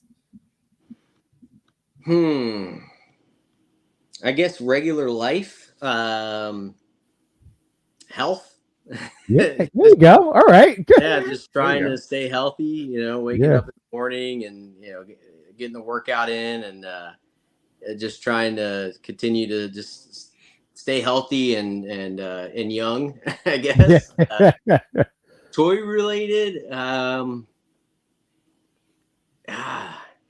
like I think what's kind of kept me happy to being, from a toy perspective is, I kind of mentioned earlier, like I'll try to do a little bit of everything, and I can't do it all like consistently, but I'll tell you, like sometimes, when the photography thing, starts to not run its course, but if I start to get like, I start to lack creativity or I can't think of something or whatever, I start to, kit bash and customize and, try to create things. And that kind of gets me away from it a little bit long enough to where, I start doing something that I get excited about, and then I'll make something that I'm then in turn gets me excited to shoot. And then all of a sudden it gets me back into the toy photography thing, because I'm excited to, take pictures of something I made. So yeah, I mean, I think those would be, from each side, kind of the two things that are kind of making me happy. Nice. And you know what? You said another thing, Rick. I feel like I know that we had the whole like, did we just become best friends moment like back in September, October? But dude, like seriously, so many of the things you're saying like hits with me. Like something I'm happy if you don't mind, Shu, is I added magnets to a diorama I made, and it's not I mind. I'm just kidding. Oh, okay. But I did that this weekend. So like so Rick, I'm totally with you. Sometimes if I'm feeling uninspired in the photography sense, I'm still finding ways to enjoy my toys or the hobby. But like you do, like, I don't know, that's advice that I would then give to people. It's like, it's okay. Lean into like, if you're feeling the pull of like making a diorama floor, then do that for the day. Use your toy time in that regard. And then like, like you're saying, then the inspiration can follow. So yeah. You don't always have to feel obligated to keep pumping out pictures, like somebody mentioned to me one time, it's simple saying, we've all heard it, but quality over quantity. So like, don't take pictures just because you feel like you have to, and then, because you're forcing yourself to do it, it's lacking the quality you're used to. Like you said, lean into something else. Kind of take a break, let the creative juices kind of flow a little bit more. Make something that you're excited to put in front of the camera and shoot, and then usually that kind of get you back in the rhythm again. And then if you have to break away, do it. That's what this is, a fun hobby, right? You should never feel pressure to have to keep up or keep doing stuff, if it's just not in you, Dude, this is why I knew you were going to be such a perfect, and this is, I hope, the first of many times that you come back to hang out with us on Wednesday night over here at the ToyPic Community, because dude, like, I'm inspired just talking to you. Like, you have such a great like take on all of this, and I feel like it's something that should be in the forefront of people's brains, just about why we do the things that we do, and again, keeping us happy while doing it. Chewy, what's making you happy, buddy?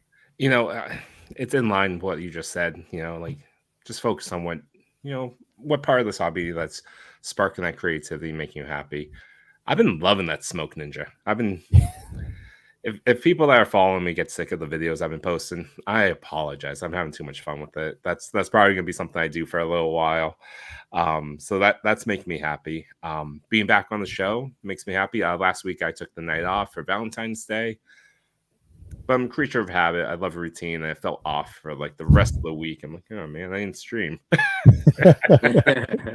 And then from a toy perspective, my Thor shipped, my Revoltech Amazing Yamaguchi Thor. Ooh. So I'm excited about that. All good ones. And don't forget, everybody here in the chat right now, by all means, at any point tonight, let us know what's making you happy, and we will gladly share it out. For instance, I listened to TTRPG.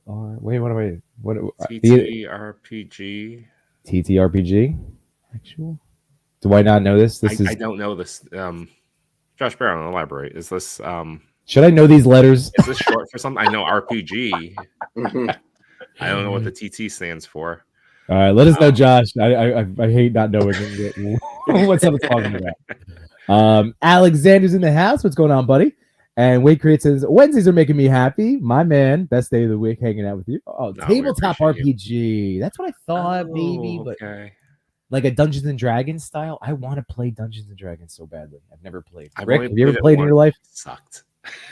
You ever played D&D or something that? I never played it. My daughter plays it. She'll I would totally play it, but I've never played it. And I was actually surprised one day. She's like, "Hey, I want to go over to my friend's house and play Dungeons and Dragons." And I'm like, what? You know, because we grew up playing that as kids in the 80s or whatever. Like, what? What? Is it like did they make like a new version of it? Is it a video game? No, it's at the table with you know this, that, and the other, and I'm like, okay.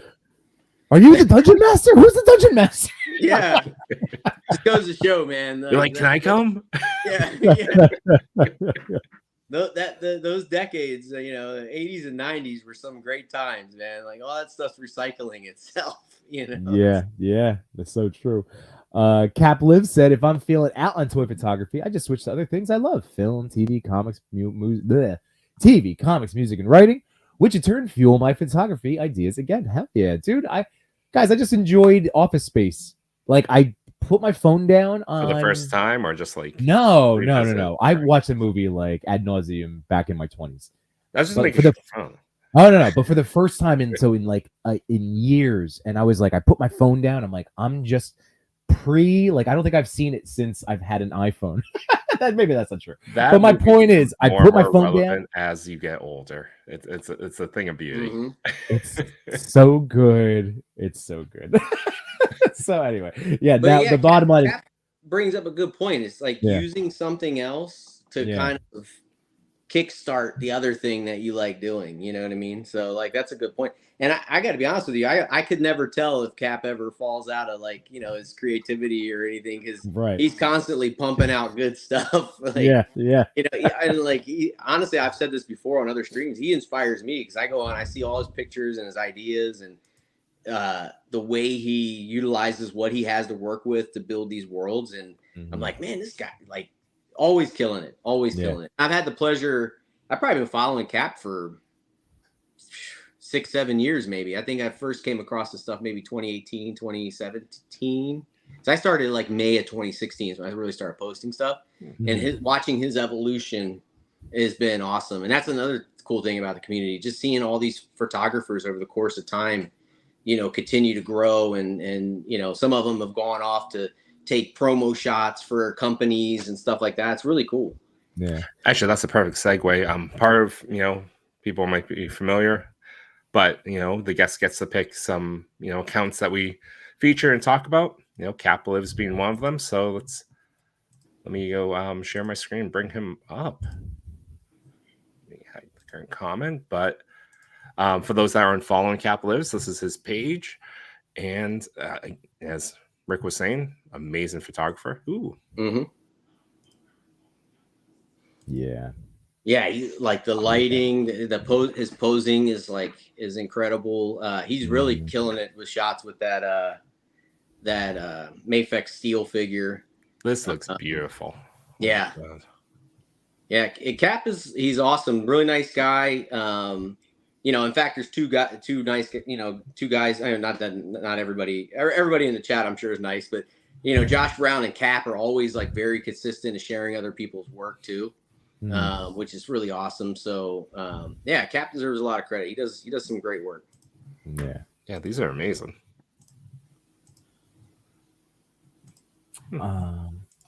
Let's see. I wanted to just check up in the chat again. So we have what's making Greg from the Bruce Scale is 420. Makes him happy. There you go, Greg. Fair. Pop, be here before you know it. Yeah. I'm still new around here, but being introduced to this community feels very much like home. Similar age, similar interests, similar kid milestones. The community is so great. Absolutely. I mean, that's been even again, just like, you know, from the friendships to just the meeting of the people, just like it's all spectacular. It's so good. But yeah, sharing the life's milestones is fun. I like that I get to pick the brains of guys like you who have the older, you know, kids older than mine. So I could be like, guys, what do I do now? I need help.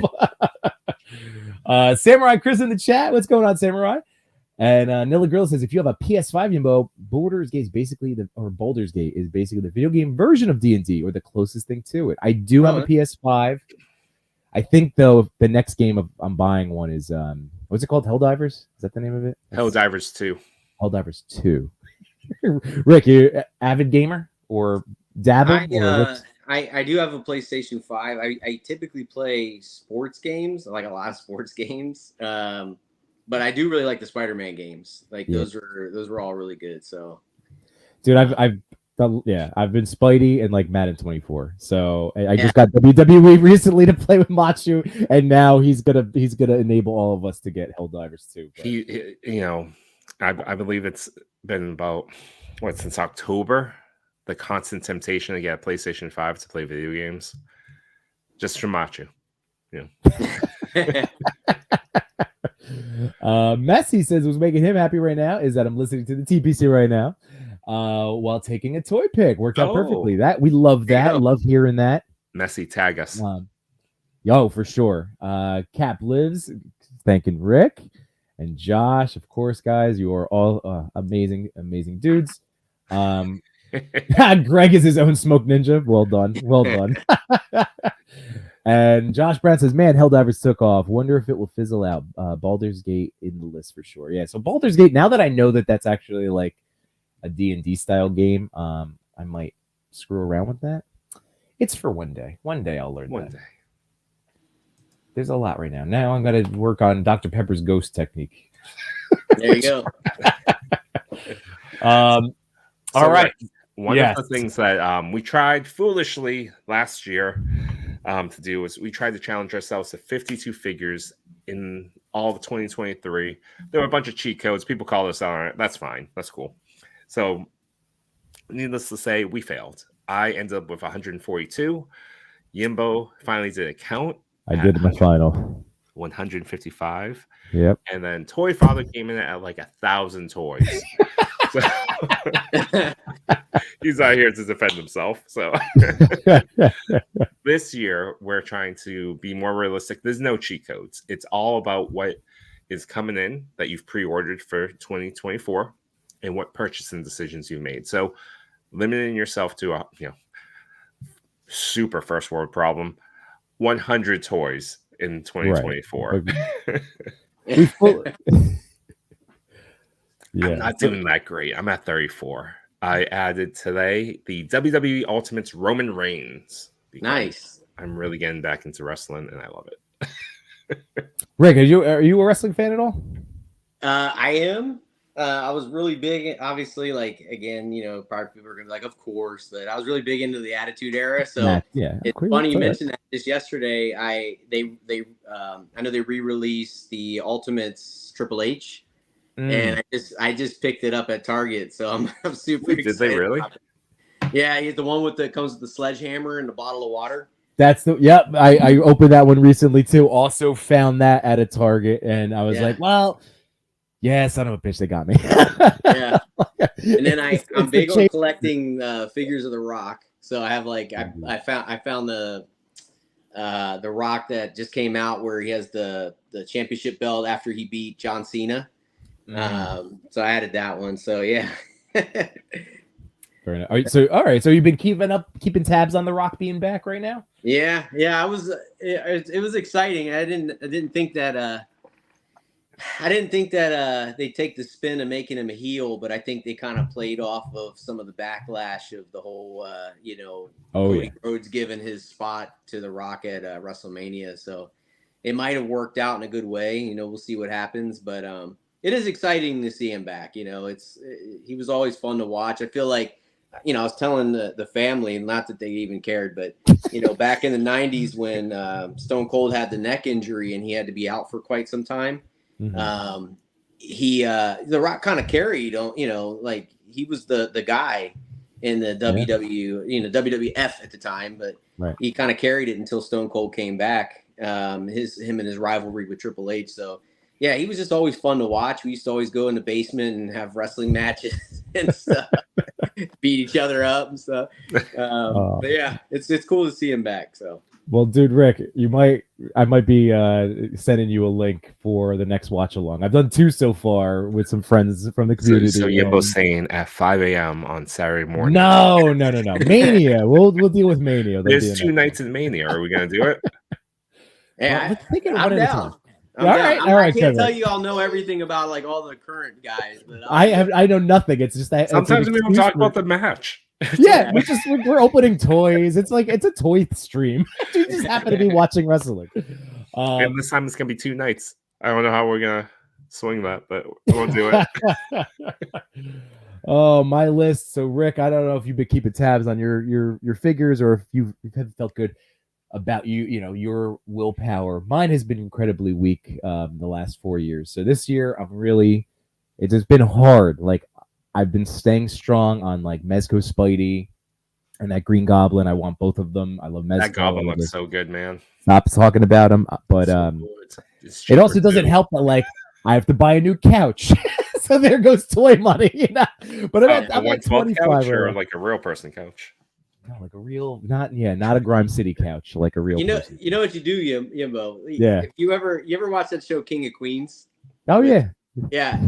Remember the episode where they needed a new refrigerator and the dad had won like bingo. He won like $1,000 at bingo, so they bought a refrigerator from a college student for like.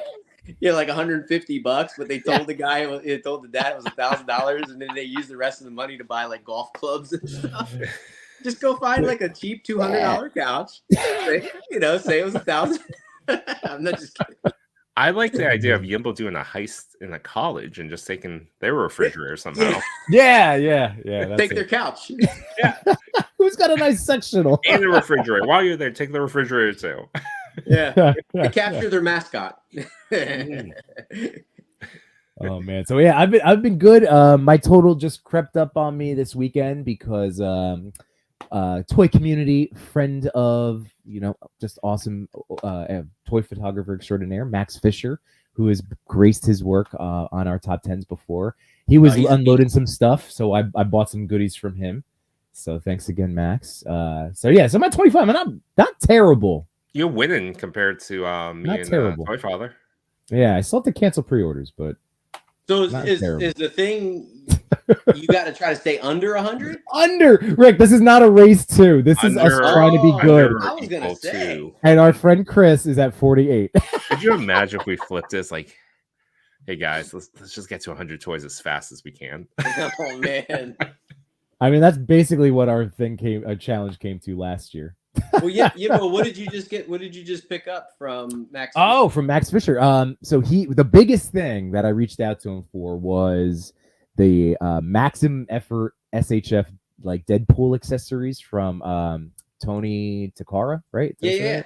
With the shield and all that stuff. Yeah, like I had missed out on that, and then I even missed out on like when he put it back up, and now I have both of those Figure Arts figures. And so I was so stoked. I thought because I'd written it off in my head. I'm like, I'm never gonna own these things. What a bummer.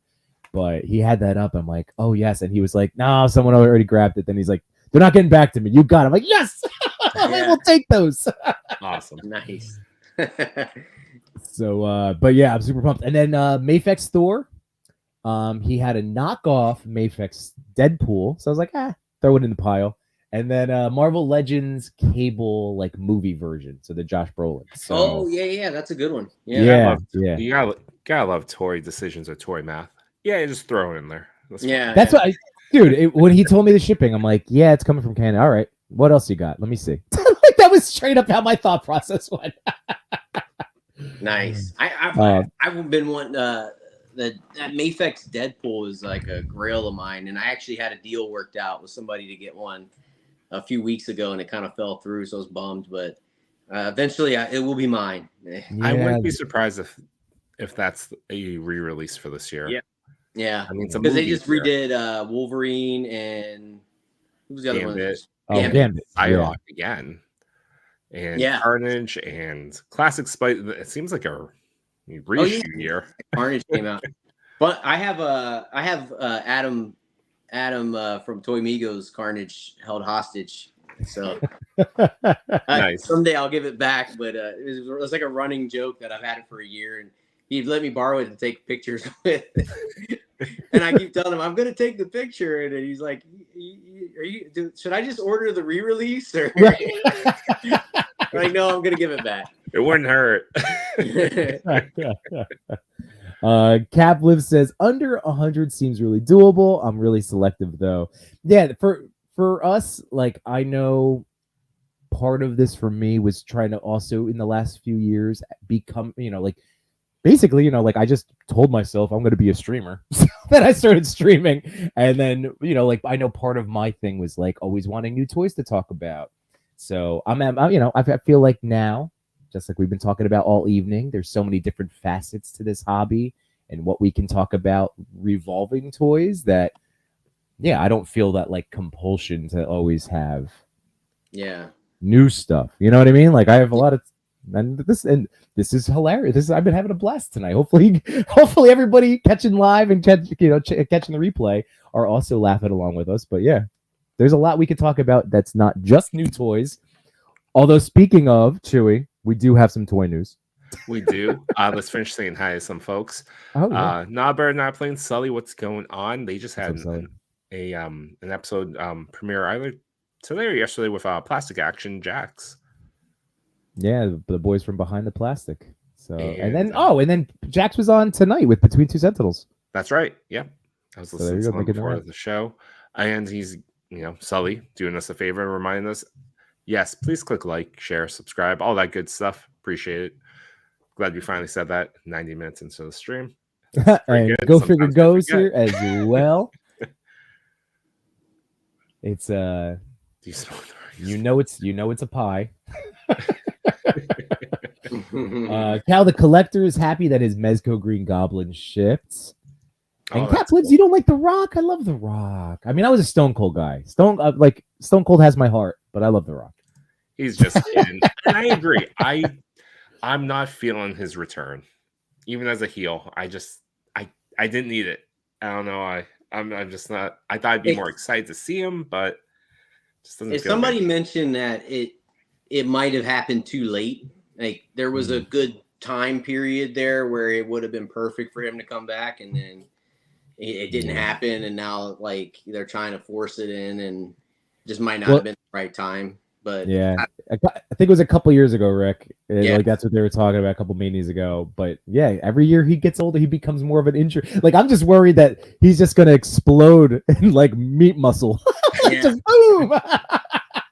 I was telling somebody the other day that because there was that he had ever since he's gone into Hollywood, he's never really met true like failure. And it seemed like last year, Black Adam didn't do well. He bought the XFL, it lost a bunch of money. What was the other thing? Oh, his show got canceled, the Young Rock show. He just like had a span of failures, and I was like, I was kind of telling a friend of mine, I was like, it might be a good time for him to get back into wrestling.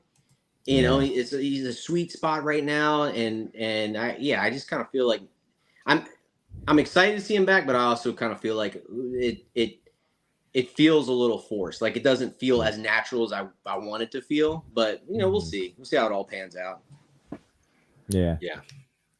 But I do love Stone Cold too. Yeah. I was saying the only way that would make because I'm envisioning the payoff in a couple months at Mania.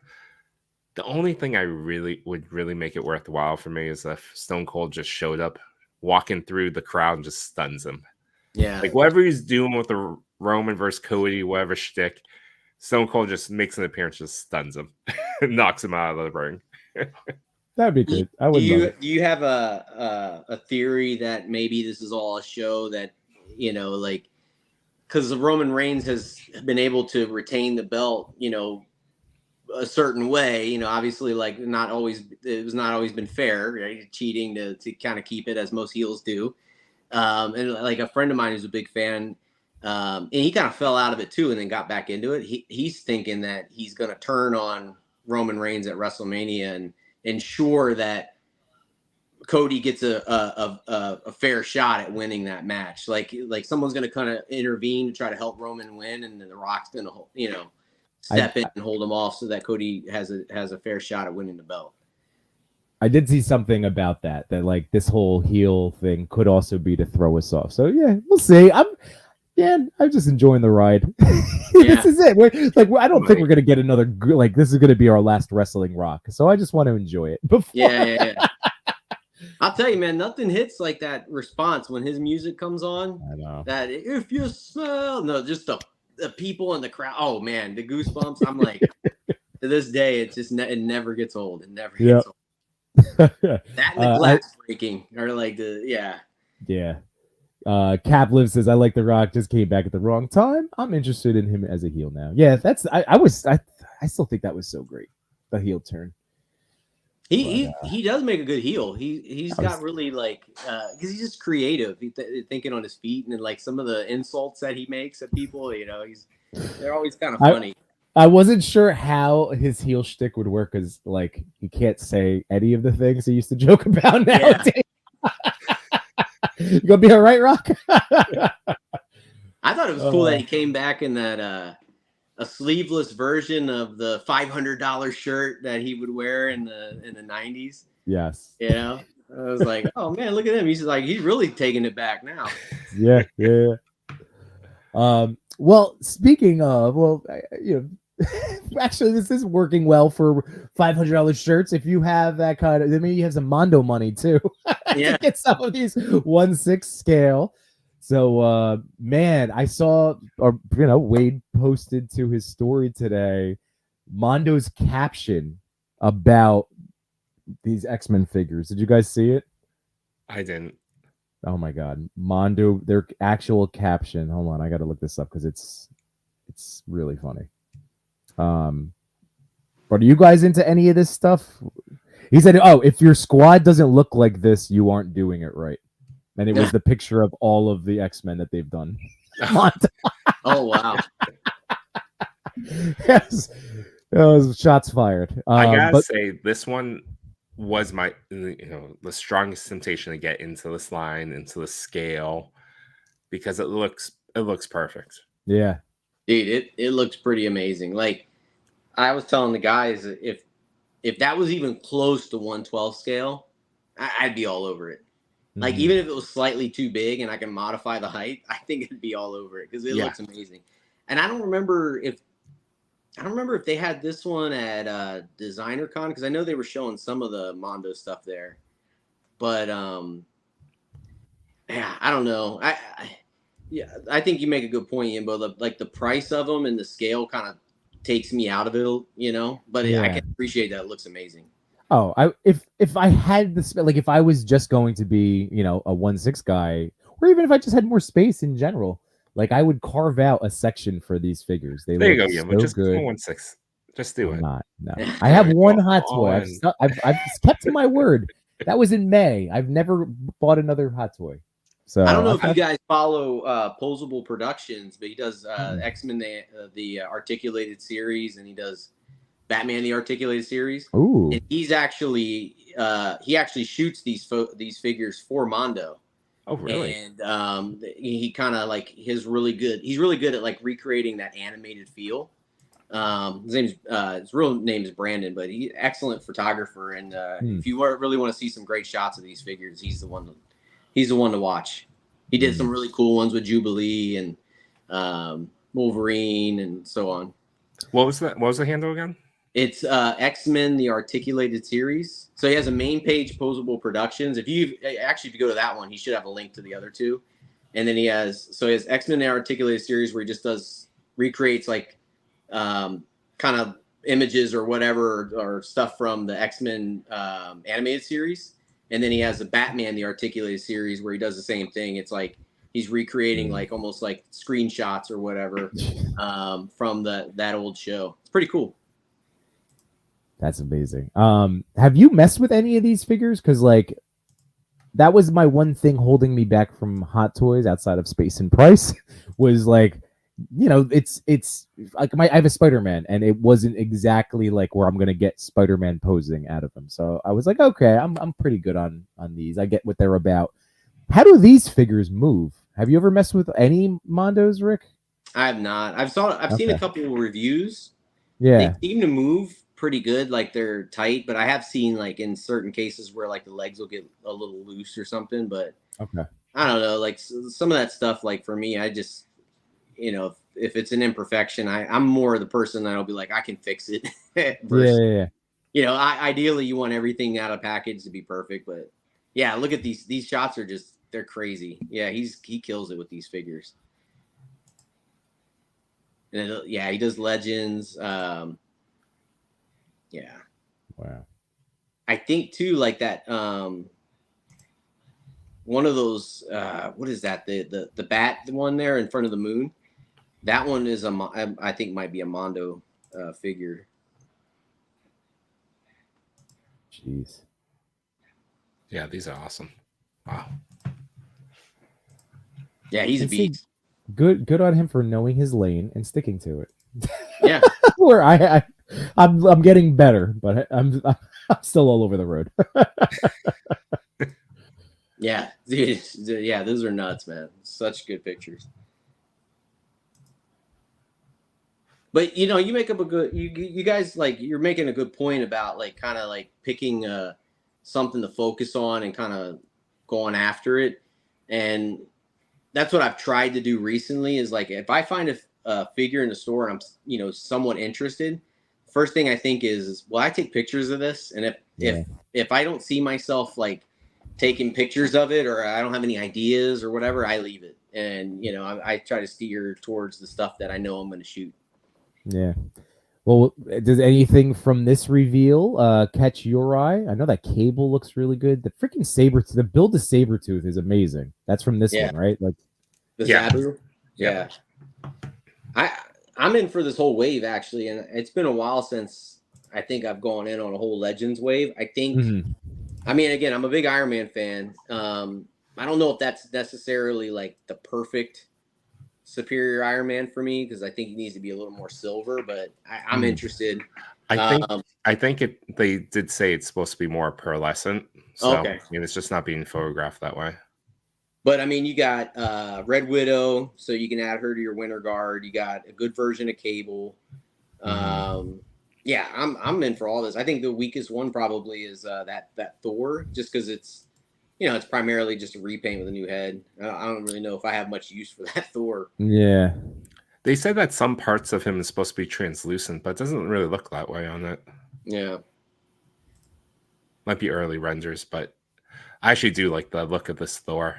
I think I kit bashed the original version of that. I had the chain, the armor on the arms and legs. I kit bashed that onto one of the 80th anniversary Thors to kind of making that one version of Thor that I can't remember what they call it, but he has like kind of the belt with the kind of the skirt piece coming off of it, and then he has like the armored up legs and arms. So yeah, I just kind of, because I found one of them for like $5.99 at Ross. Nice. Oh, nice. Yeah. Love a good Ross buy. Yeah. And that thing's gonna be good. They're so good at animals. Like they are good. The wolves are good. They're so good at animals. So that's gonna be a good figure. I know. Oh man, it's been a while since I wanted a full wave. I'm also. We'll have to see if that Sabretooth is going to do it for me. What were you at, Yimbo? 25? Yeah, right now I'm okay. Right now, I'm okay. Right there.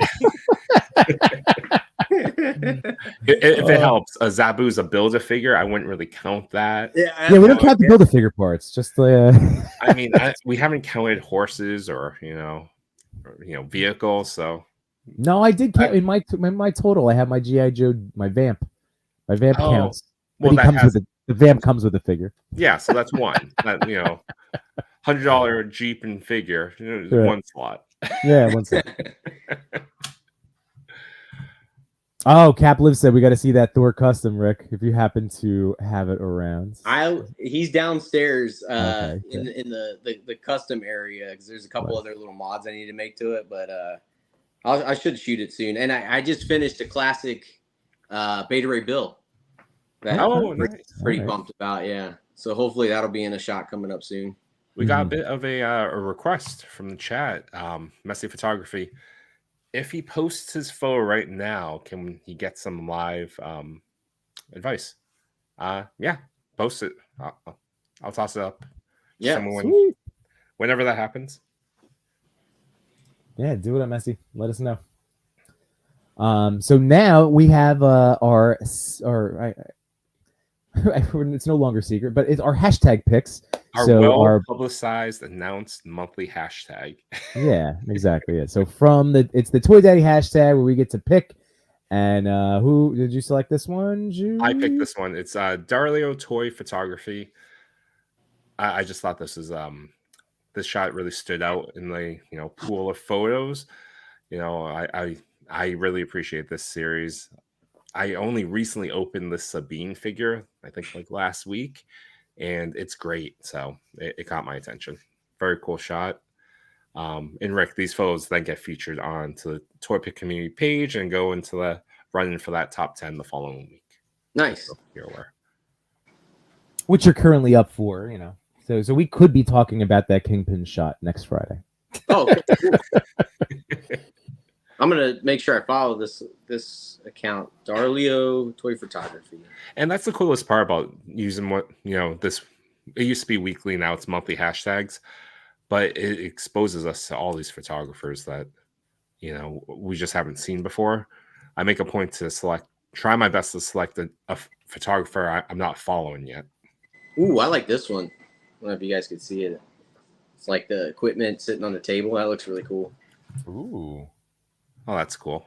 Yeah, that one's dope. Who did that one? That's him. Yeah, Darlio. Oh, okay.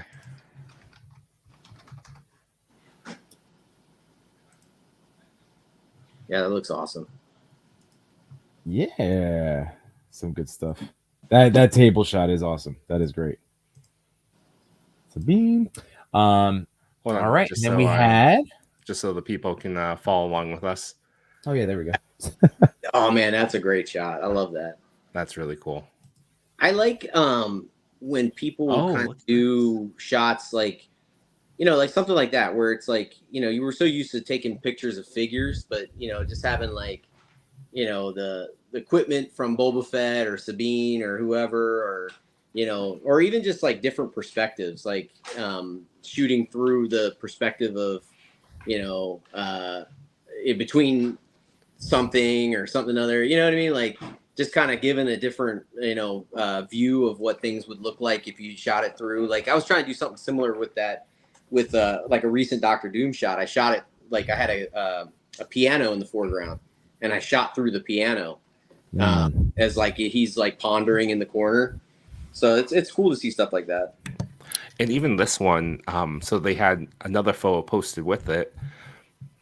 I don't know if you can see it, but that is a little blinking light, I think, from a communicator. Yeah. Oh. So they added a little bit of video touch. That's awesome. Really appreciate that. Yeah, that's really cool. Messy. It is up. This is so cool. This is a good one. This is a good one, Messy.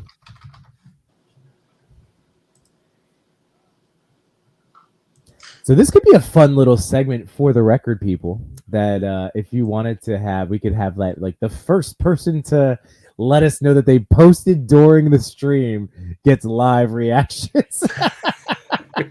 I gotta dig this idea. I'm not gonna lie. I'm down. If we want to continue it on, I love it. All right, wow, dude. So Rick, you want to kick things off over here? What are you noticing about this shot from? So a Messi is up and coming. Been an awesome just human being, and always picking our brains. And seriously, like the shots keep getting better and better. What jumps out to you right away? So one, I just started following him. So you got another follower. To me, like the composition, like the colors and everything really pop. So I love that. Mm-hmm. Just utilizing the environment around just to kind of, bring the figure out. I'm not sure like what kind of, I don't know what you call it, like not like a filter, but special effect or whatever. Cause like, the figure's in really good focus and then the rest is kind of like, slightly blurred. So I think that looks pretty cool. Yeah. And then I do have to ask, did you use like a digirama for the sky, or is that, did you go outside and take that shot? Oh, sure. Or yeah, otherwise, because it's really like if it is editing, it's really done well. With, yeah.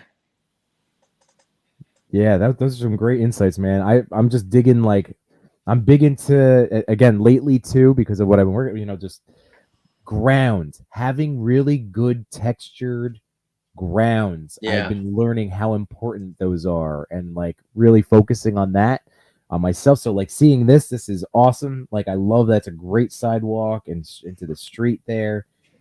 I mean, Rick kind of nailed it all. Like this is a really well done shot, Messi. I really like this, dude.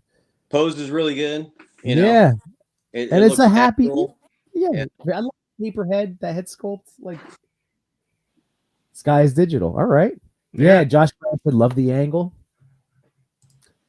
Yeah, dude, it's well done, man. It's a cool shot. Yeah, very natural walking pose. Shot?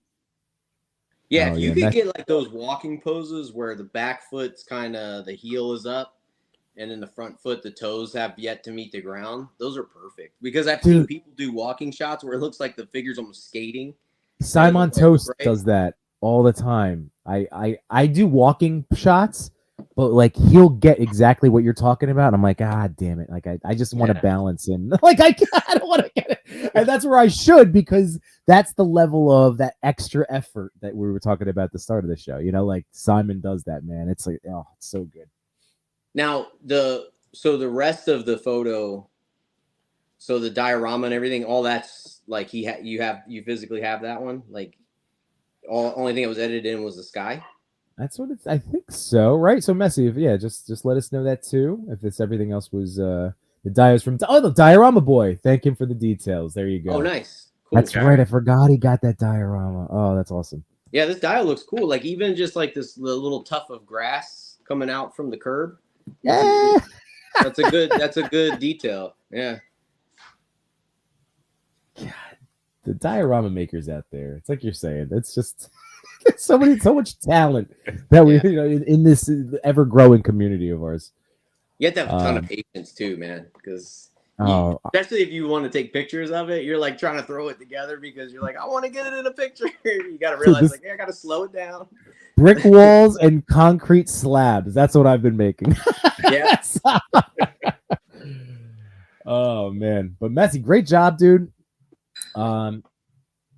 Chew, if you want to get back to our hashtag. So this is from Toy Father Mariana Collect, right? Or what did you do? He picked, right? Yeah, he picked Mariana Collector. Mariana Collector, very sweet. Love that. That's awesome. Yeah, very cool shot. And then my pick. Oh, that's me. I'm sorry. I'm the one controlling. Also, and there's Robot. Mariana Collector, we always say the hashtag, if you want a theme, there's always some sort of theme with the hashtag. Otherwise, they're just letters. You can just tag your photos. We'll take a look at them. And for Mariana Collector, clearly follow the theme of Valentine's. So there you go. And I did not follow the theme of Valentine's, but I did follow the hashtag. He might, or they might love their bike.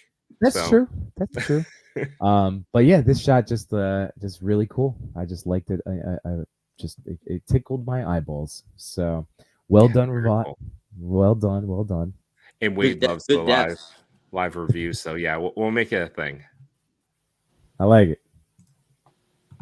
And of course, Ravat, no worries. But yeah, so congratulations. Those 3 shots will be going up. And as Chewy was saying, we're riding this out until next month, right? Yeah. Yep. So continuing on with the month of February, tag your foes, CPC_Valentines. Also tag us individually if you'd like to, or the Toy Daddy's account. I was looking at the Toy Daddy's account too, down the tagged features. Number 10. And now here we go. We're in it now. So Rick, you ready to rock and roll? We're all gonna take. This is a celebration of these photos making it in. The top 10 is determined by reach, not by likes. So that's been a big thing that, the account has been trying to remind everyone out there that it's all based on reach. So literally we've had people come in first place with under 100 followers and it's amazing. So nice. This is where we are with everything. So yeah, we'll each say a nice little thing, something that you notice. So I'm not always going to start with you, Rick, but I will right now. So this is Best in Cloud. What is jumping out to you right now? I was just bringing them up. Well, I love the subway dio is amazing. So I love to have something like that for my my pictures. But yeah, I think overall just like the posing and everything looks good. You know, you got Deadpool with kind of the goofy kind of pose on there, and then Wolverine being typical Wolverine, like he's kind of uptight and a little uncomfortable with it, but still trying to participate. So yeah, this is a really cool picture. Yep, I'm a fan. I like the party hat. I still need to track that. That's like one Deadpool that I how do I not own this Deadpool in the boxer shorts and the sand? It's like I need that one. But yeah, this is really good. Joey, what about you, buddy? I just keep looking at the party hat. It really pulls the entire photo together for me. Really nicely, nice touch. Do we have answers? So Rick, we always, just to get to know the person behind the camera or some interesting facts about the picture. So what do we have from Bespin Cloud? One second, we just have to address Pablo. Yes, on Tuesday nights there is Moz's Toy Box. Moz's Toy Photography Talk, I believe is the full name. They do live critiques as well. But I think our spin, Pablo, is they're posting it live. Yeah. And we're only doing one. We'll only do one. Yeah, we're not trying to step on your toes. Don't worry. And we're certainly not going to do all the things that 1/6 Shooter can do. Yeah, no. Rick, Trevor will straight up like a lot, like what it is, like live critiquing. He straight up is like editing people's pictures. It's like, yeah, that does work. Yeah. I don't know if you guys can see that though on this picture, but right by Deadpool's leg, there's a sticker of a taco. Oh yeah. I had to blow it up. I had to see that. Yeah. Oh, I love that. Yeah, it's a cool picture. Like the other thing I was going to mention too, now that I'm looking at it on my phone as well, he did a good job recreating that subway lighting. Like because like those subway cars, they're never really consistent lighting all the way across. There's like it's a little bit like fluctuates in a way. Sometimes it's like the one light's out or one light's brighter than the other. So that looks pretty cool. Yeah, it's a very cool setup as well. Rick, you said you wanted one of these ones. This is actually the diorama from Fex Hobby. Oh, okay. So it's their subway car. Nice. So we do have answers for the very first question, story behind the photo. Bestman responds, I took this photo to celebrate the new year and this funny bromance. I used the Fex Hobby train diorama and a light set to try to recreate the mood, the atmosphere of an American metro by night. And for what's making them happy in the toy community today, I like the toy community for inspiration, the support, and the constructive feedback. Very cool. All right. Well, nice job. As Wade Create pointed out, the new Deadpool trailer really got the community posting. So true. Yeah. I mean, what I was going to say, like Office Space, as soon as I watched Office Space, I'm like, how can I have Deadpool experience a case of the Mondays? You know, like that was where my brain went. I want Deadpool in all of my favorite films. You could have like you could have like Cyclops coming up to Deadpool in his cubicle, with the coffee cup, doing so Peter, it could be like Cyclops is always uptight and stuff, and giving Deadpool like you didn't put a cover sheet on those TPX reports. Oh my god! And I just got go back to Super Action stuff. In that arcade is a coffee mug with meh right on it. There you go. All right, dude. You're helping me out. This is good. Love it. What's up, Jay? TMNT 1987. We were talking about you before with Plastic Action. All right, here we go. Number 9. Oop. Number 9. Toy Mirth. This is ToyPic Community Discord moderator Toy Mirth coming in at number 9. He absolutely crushes all things SH Figure Arts. His Gwen, the SH Figure Arts Gwen from Across the Spider-Verse, was his favorite figure from last year, at least from what he told me when I talked to him at a con. That's what he said. But it's a great figure, and he uses it so well, and I'm super digging this. And he also went with the theme of Valentine's Day. What's kind of cool about this? We have 2 back-to-back shots of that Fex subway diorama. Oh, wow. True. And also cool, Toy Mirth's Spider-Gwen did not break like mine, so that's extra cool. Yeah. Did you get any of these, Rick? Any of these figure arts? I didn't. I do like them, and it was tempting to pick them up. I messed around with the Miles at Comic-Con because Marvel Kicks picked it up. I thought it was cool. It just, I don't know, it didn't like really make me want it, I guess. So I kind of steered away from them. I'm pretty happy with like the first movie, Sentinel. Miles. Yeah. I really like that figure, and I actually like. We always joke with Adam that he makes these really expensive customs. I actually took the soft goods from the Mayfex Miles and put them on the Sentinel Miles. I did that for Peter B. For Miles, I ended up buying the 5K set of clothing. Yeah. Oh yeah. But no, I did the same thing. The things that we do to create our perfect action figure, right? And that makes you a toy daddy, whether you have children or not, is when you're buying clothing and toys for your toys. Right. Rick, anything you that jumps out to you in this image? Again, I think the posing is really good. I like the reaction of Gwen to the flower. Yeah. So, and I just love like when people can fill in the little subtle props. Like you could see to the, I guess it would be his right, the little box of chocolates. So it's kind of cool because it tells a story that he's handing the flower over, and then next is going to be the box of chocolates. He kind of has it hidden on the other side of him. So like, it'd be cool. Like if the next picture is like him handing the box of chocolates over. So it kind of tells a story in a weird way. You just kind of have to look at the picture and see all the subtle props that he's put in there. Yeah. I was going to say too, like on our left, like over Miles's shoulder, like, like on the glass there, I don't know if that is part of the glass or if it's part of but the lights catching it looks like an actual like subway car. Like I've ridden to like Shea Stadium or Citi Field, like being the outdoor, subway. Yeah. That's a great shot. Like that. So I don't know if he put something practical back there, or if that was just really done well, edited digitally. But I mean, I know Anthony does a lot of practical stuff, so I'd be curious.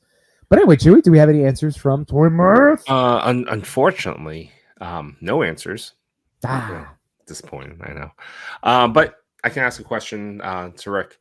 Now that you mentioned Sentinel, now that they've completed the initial Into the Spider-Verse team, where do they go from here? It'd be cool to see them do the Spidey 2099 and then Scarlet Spidey. I think would be another cool addition to that. Would be a good one. That would be a nice one. Yeah. I was thinking, you want a Prowler. Yeah, Prowler would be awesome. Yeah, because I mean, the Peter B, which I've actually used that figure just as a regular Spider-Man. For a figure that doesn't have all those extra points of articulation, it moves so much. It poses so well, so. And they do a good job of incorporating the posing, and they have to modify the figure a little bit to where it's somewhat subtle. Like I know a lot of people weren't happy with the divots in the back of the thigh, but it allows them to get. Oh, I like the divots. Yeah, it allows them to get in that proper crouching pose, and to me, it's hidden enough. Like I'm not taking pictures from behind the figure, so right. That's a different account to just have back thigh toy photography shots. Yeah. Although I will say I kept on the thicker bottom on all my because you could have all the different parts. I kept the junk in the trunk. It doesn't matter if he has a 6-pack. I want my Peter Parker. Even Peter B's in like spectacular shape. They need to give him a slightly bigger punch in the belly. TMNT 87 says Miles head with Prowler or Miles head Prowler would be great. That's but where would you want them to go next? I mean, like, it's true. I don't need to see them leave the Spider-Verse. Like, I could still see them now diving into so many different versions from, again, all of the movies so far. How about a Kingpin? I'd take a Kingpin from Sentinel. Hasn't done that yet. Yeah, the big old, like, with his big old shoulders with his. Yeah. It would be a very weird thing and make him articulated enough to be like a fighter. Yes. Yeah. I mean, like he threw down, right? Like he fought Miles in the movie. So surprising range for a big guy. Yep. Messi says, any of you guys getting the new Marvel Legends Prowler? I probably will. The comic one. Yeah. Yeah. I don't know. I took the old Prowler. It was a very similar figure. I think the only thing difference was the old one had the pins and the arms and legs, and the new one doesn't. But the torso and everything's the same. But I kind of pulled it apart and made a custom Prowler out of it that more aligned with the movie. Okay. So like I have that Prowler, like the body is sitting, but all the things like the legs and the bands on the arms and stuff are on like a custom Prowler figure. Well, that's again, we have the things that we have to do. Yeah. So now I need a classic Prowler because the other one's been dismantled. Well, it's good timing, Len. I'm glad that constantly just pushing out toys. I will say, considering this was way back in my like streaming infancy, if I was even streaming at that, probably not. When that figure came out, that was a really bizarre Prowler, right? Because it had movie vibes, but then was not. Like, what the hell was that figure trying to be? That's what I just want to know. Yeah. Which again, I enjoy it because it's the only one I have, but yeah, that threw me off. That whole wave was a little weird, right? Like. It was just it had a lot of like very. That was the whole Venom Pool wave, right? Was it the Venom Pool? The Prowler one wasn't that the. Stiltman. Yeah. Oh, because it had Frogman. Yeah. Yeah, it was. And then the Hand Ninja. That was definitely a trip. So real quick before we go to number 8, I'm gonna do this real quick fast. Yeah, well, I wonder if that backdrop, as you're changing the thing, I wonder if that backdrop is like a TV or a computer screen that he just set the. That's what I'm thinking. In front of, yeah. Yeah. Do that too, yeah. But this is now another. So again, we asked you, Rick, about highlighting some accounts. So we talked about Cap Lives. Again, Cap Live, thanks for hanging out with us tonight. Here is a Black Symbiote. This is Diego, and man, this is this is another great account to follow. I mean, we're talking about that Doom figure. Yeah. Do you ever get any of Diego's head sculpts? Yeah, I have a bunch of them actually. So I've done customs for Diego. And usually I just do them just like, just to, I don't know, just I'm a friend, I guess. I don't like charge him or anything. He's usually like, hey, could you paint this up for me? And I'm like, yeah, send it. And he recently, I guess he was like, I got to pay you somehow. So he sent me like a bunch of the Venom's head sculpts. I have a bunch of the Spidey ones. Some were painted, some need to be painted. So I might, I think I'm hiring Nico to paint some of the unpainted ones. Nice. Yeah. He's hooked me up with a few that him and Spider Machine do. In fact, he probably has a picture. There's a picture he just recently did with Black Panther sitting on the steps with the Panther in front of him. That's a custom that I did for him. Oh, should be on there somewhere. It was one of the newer pictures, unless he took it down. Yeah, there it is. It's like up above the Red Skull. Why am I blanking? Go down a little bit further, right above Red Skull. Oh wait. Yeah, he's sitting on the steps. My bad. There we go. So yeah, I did that one for him where I did the boots and gloves in the blue, and then I lined them like in the comics, and then I used like a color changing paint. So like that Black Panther he just like in the comics, like where they have the blue highlights. He, depending on how the light's hitting him, he'll look like black in some spots, and then it'll kind of transition into kind of a blue color. Oh, that's sick. That's awesome. Look at this Dio too. Jeez Louise. Yeah, thank you. Again, we'll keep rolling them out as we'll sprinkle them through. Rick. So again, thank you for helping get some extra eyeballs on these accounts. Yeah. So here we go. So thank you again, Anthony, aka Toy Mirth. Now number 8. Oh, Warrior, another fantastic guy, another fantastic toy photographer, toy daddy. What's the baby's name? Is it May? What's the name? Maisie? What's the baby? Mayday. Yeah. Yeah. Man, I have seen, again, going back to even Toy Mirth, like I don't know where these guys are getting these 3D printed babies, but I want them. Dude, people in the chat help him out. He's another guy that he constantly like posts very consistently, always has great ideas. The quality of his work is like super good. And a really nice guy too. He's like super. Yeah. Oh, this is really spectacular. I don't even know what I think I'm cracking up too much because I'm like, where is that web coming from? Like out of the diaper? Could it be out of the diaper? That is, oh, it's too funny. No, what I can't stop smiling at this picture. It's cracking me up. But I also love that moment in the movie too. Like, you know, don't get too mad. He's had a bad teacher. Oh, this is fantastic. And actually a really good segue into that. Another, you know, Rick, you chose as part of that with photographers that we want to feature. Warriors Evan was one of them. Yeah. There you go. So if you're not following him so far, has a strong following. So I suspect if you're watching this, you're following. But if you're not, feel free to give him a look. As Rick said, amazing ideas. Yeah. And again, another guy that like you typically includes like even just a nice simple with sometimes a little video pan, sometimes like you'll get into it with the behind the scenes, but is always sharing his knowledge.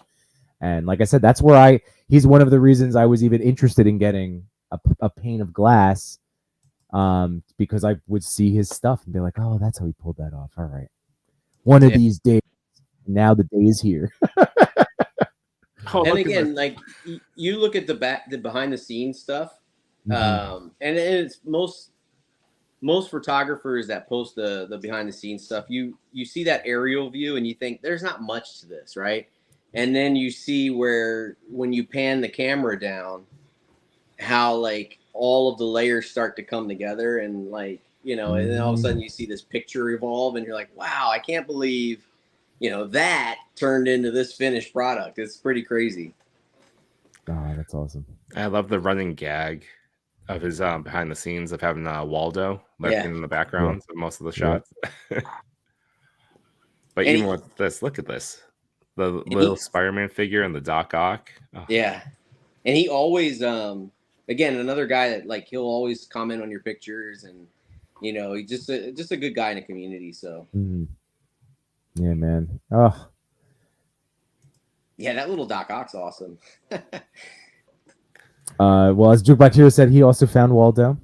TMNT said he's definitely the homie. And in case he helped him rework a shot for his post for tonight. So there you go. And Trevor, Casey's talented dude.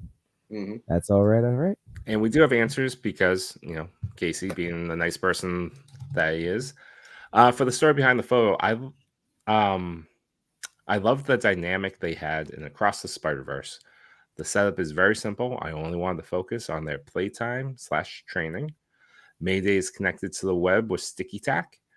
And for the second question about what's making them happy in the toy community, is that right now there are so many toy photographers that aren't letting the algorithm get them down. They are continuing to put out quality shots. There you go. Yep.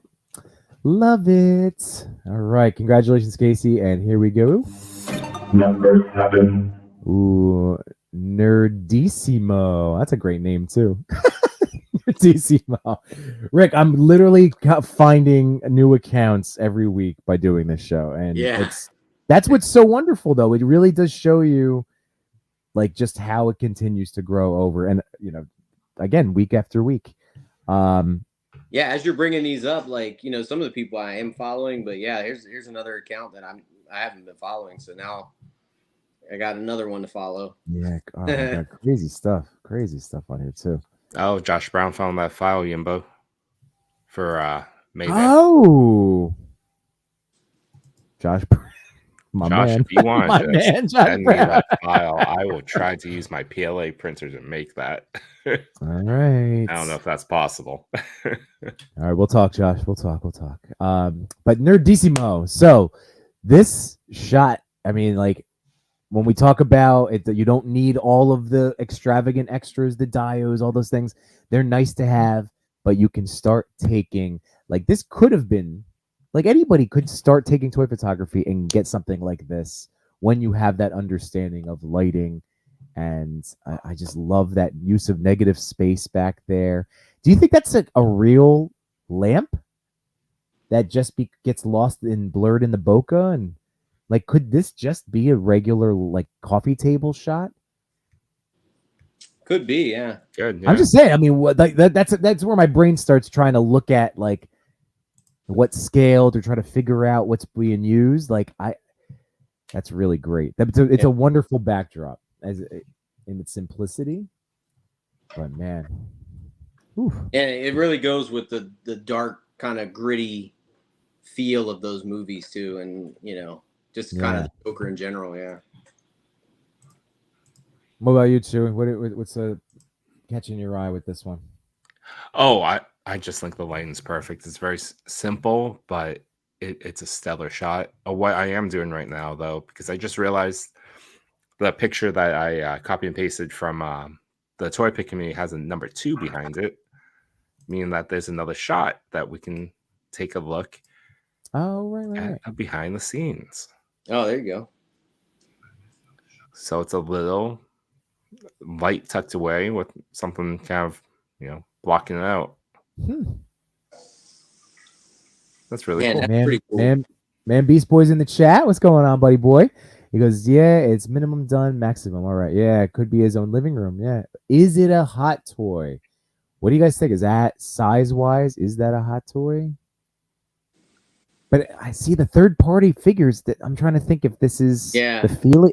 It's not the Felix toys, right? No, I think it's a hot toy. Hot toy because of the hair. The hair is what's jumping out. Yeah. That third-party one's pretty good too, though. I know, and man, that's something that like at the end of the year, it didn't like make my top pick. Like that figure's so amazing. That figure was so great, and I love it. I actually took it out to start screwing with just to like revisit toys, I'm just seeing if we have answers. That's mine. That would be you. Okay. And yes, we do. For the story behind the photo, for this photo session, my aim was to employ a warm lamp to create a captivating bokeh effect. To ensure a crisp portrait, I utilized 2 lights, one positioned in the front of the subject and another placed on the sides. Toy photography serves as my therapeutic outlet for managing anxiety. Despite the demands of my job, I strive to dedicate more time to this passion. It brings me joy when others recognize the figures in my photos and share their excitement. Awesome. Nice. Really cool. Trevor said that's the in art. Oh. Okay. So I like that Josh was looking for him. Where's Trevor at? He'll know. Yeah. Love that. So thank you, Trevor, and congratulations, Nerdissimo. Really well done, awesome shot, and love that lighting. Keep working on that lighting. Jeez. Peto Pudim. Ooh, this is nice. Loving that framing right off the bat. That framing is gorgeous. Yeah, and this is kind of what I was talking about earlier. See, I like you said, the framing shooting through the trees for like a perspective, Mm-hmm. Oh my goodness. So now did the Black Series Yoda come with cloth? I know that they've been including way more cloth goods. That's been a line that I was able to just kind of finally stop myself from buying toys because I wasn't photographing them. So is he a vintage collector? Is this I think it's Black Series. I think there was a version. No, I think all the versions of Yoda actually comes with soft goods. Yeah. Nice. Dang, there's some good pictures in this page. Look at that. That Batman looking at the wall of the clues and stuff, and the effect of the shades. Oh, now we got to see what you're talking about. Really good. That is great. I love the newspaper clippings. That is so awesome. Just like he's like taking clue, like, you know, like a detective, you know, how does this one pertain to this and that, you know, just kind of staring at it. Man, even like if you scroll down a little bit, the Captain America, I love like the promotional like propaganda posters even flying by. Yeah. Oh, dude, this guy's killing it, man. Yeah, man. This is really good stuff.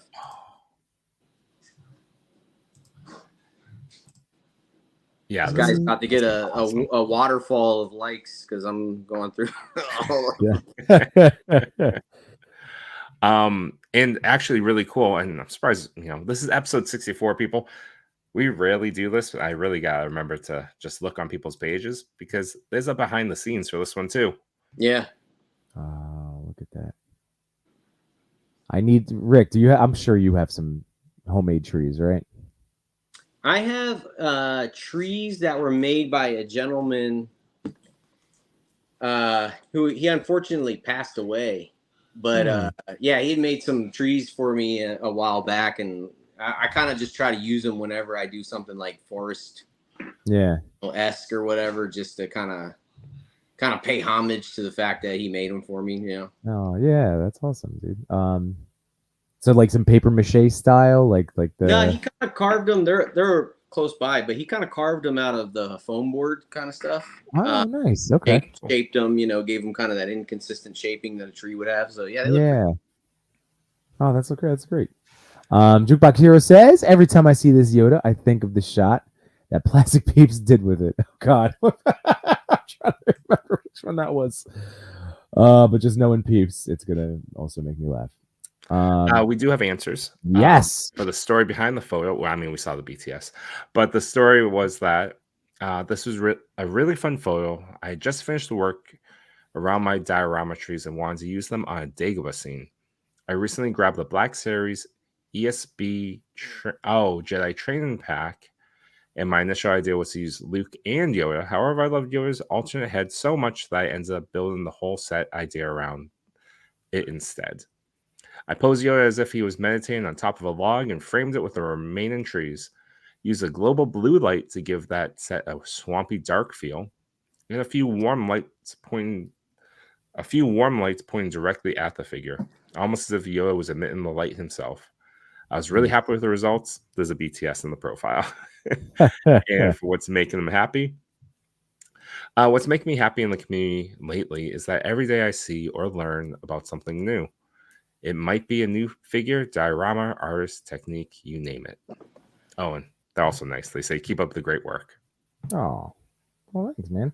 And seriously, awesome shot. Congratulations, coming in number 6. And now, Number 5.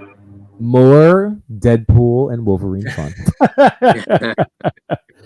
So, Drip and Dream. This is one of those names, Rick, like, it almost caught me being like Dream, but no, Drip and Dream. I nailed it.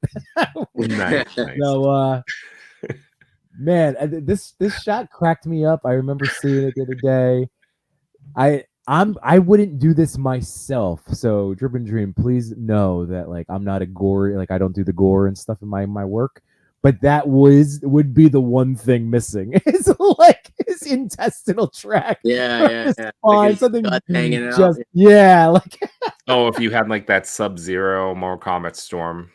Yes. It has like all the extra stuff. Yeah. I mean, once again, Drip and Dream, you came in number 5. Like this shot resonated with people. It is such a blast. But that would be the one thing that my brain was like, but where's the gore? Even though I don't do it myself. But woof. I wonder if he light paints those backgrounds, because I noticed he does that. Like there's a Aquaman shot on his page too with something similar. Oh, I'm sure. I just started practicing that the other day too. I've only done it a couple of times and not well, but that's something that I'm definitely also looking into. Basically, I'm finally like a year later starting my journey of like again work more or less as like tutorials he was putting out those monthly challenges. Like I'm just getting to learn now. Yeah, I still couldn't figure out Pepper's Ghosts. You do long exposure, so you know like I did this Buzz Lightyear shot where he's kind of going through space. And I actually just used finger lights. I put the finger lights on my finger and did long exposure, and then I snapped a shot and I pulled my hand back, but I wiggled my fingers as I was doing it, and gave it that effect. So yeah, light painting's pretty cool. And these photos. It's a great way to get your lightsabers. Like if you're doing Star Wars and you want to get the lightsabers to light up, light painting is the way to go. True. Look at this. Jeez. Yeah, light painting is so neat. Yeah, it looks awesome. Oh, it's so cool. We do have answers from Drip and Dream. So his name's Matt. So as for the story, obviously the new Deadpool trailer dropped with Wolverine, so I was hyped and decided to get some shots out of the two. I've been doing a lot of light painting and portraits and decided the Revoltech Deadpool and Mezco Wolverine would go great together. Also tried to really get the relationship on the screen. Yeah, that's nailed. I'm honestly just happy that my work is being shared and that the community likes it. After being in the community for 2.5 years, I feel like I'm finally getting a grip on it. Hey, all right. Awesome. Was very happy to be featured. And of course, thank you. Yeah, dude, we're just happy to celebrate your work. Again, everybody, go check out Drip and Dream. This stuff is really great. This one's congratulations. Pretty cool too. Jeez. Yeah. It's just a fun page. Which shot was that? Oh, is that the lightning one? Who was that? Yeah, yes. It says the caption says Center Swing. Oh, who is that figure? Yeah, that's really cool. Man. Oh, it is War. It says game. It's from the God of War game. Okay. Yeah. Look at the shadow work. Nice.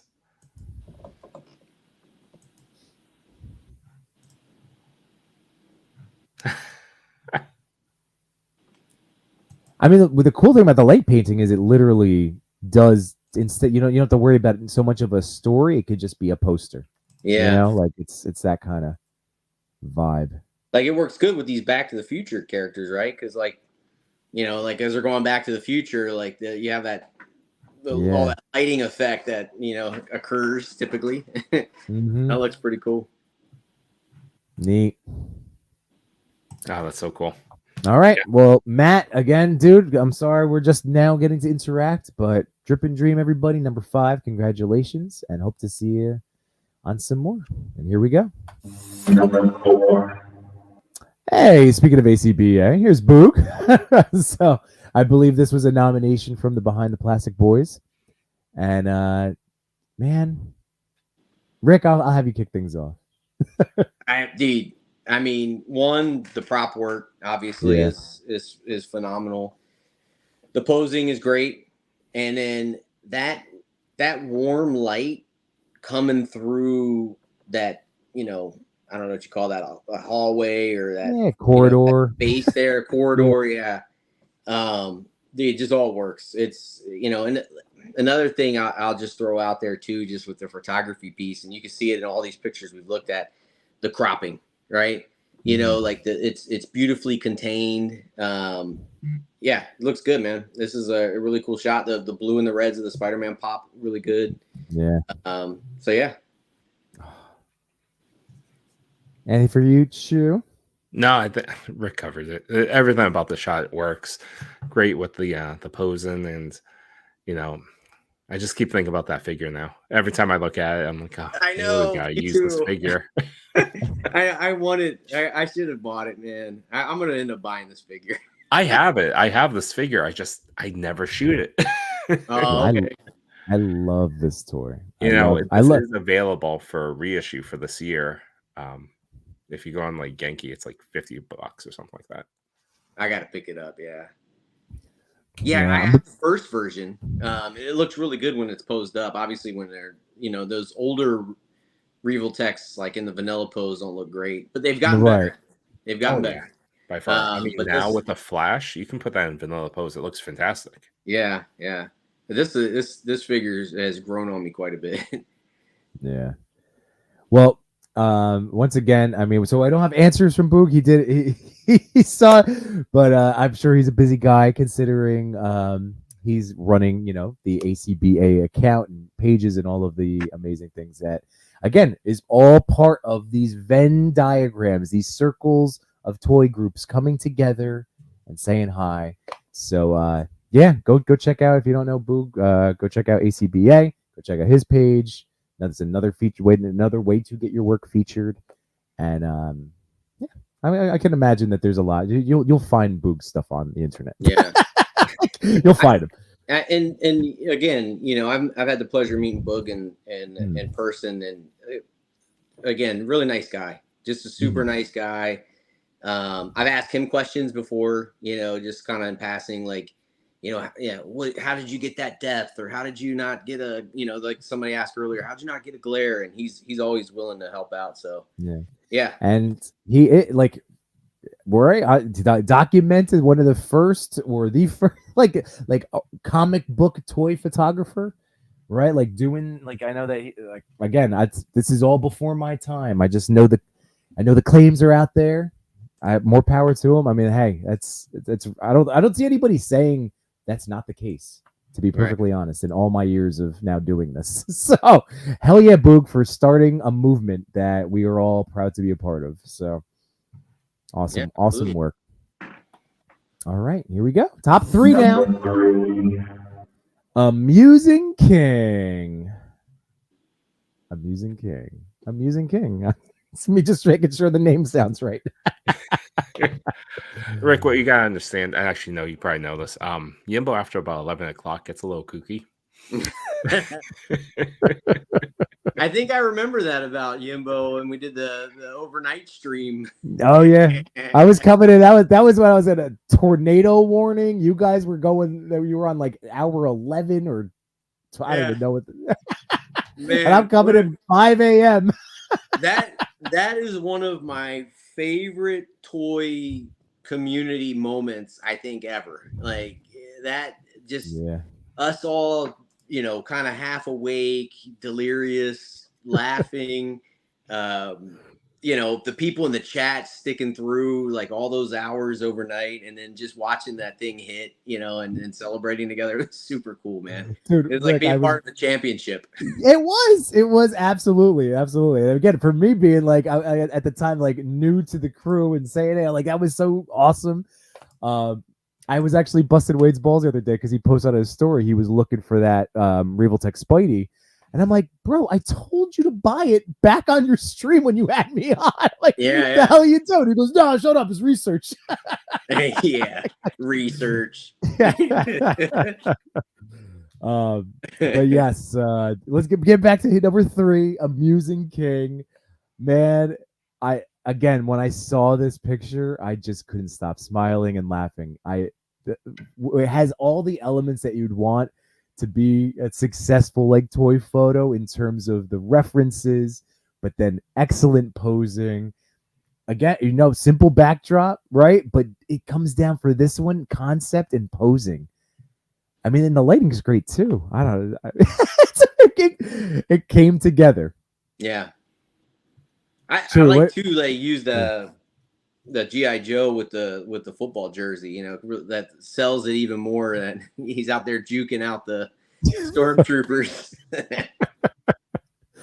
It cracks me up. Is that Mando's blaster, Chewie? Is that like his? I think so. Blaster? Yeah, I think it's a helmet and blaster. So good, really creative. I the sense of depth too was fantastic on the shot. Mm-hmm. So this is another Matt. Oh, and I unfortunately I can only tell you to go check out Matt's work because it is really good, and his page is awesome. Behind the scenes. We did get it. And again, good guy Josh Brown coming to the rescue, my man. It's only natural too, like the stormtroopers are out there missing tackles. So yeah. What, you think they're gonna actually square somebody up? Yeah. It's an uneven field. They can't see through the visor. It's unfair. You can take stormtrooper helmets off. They're not touching anybody.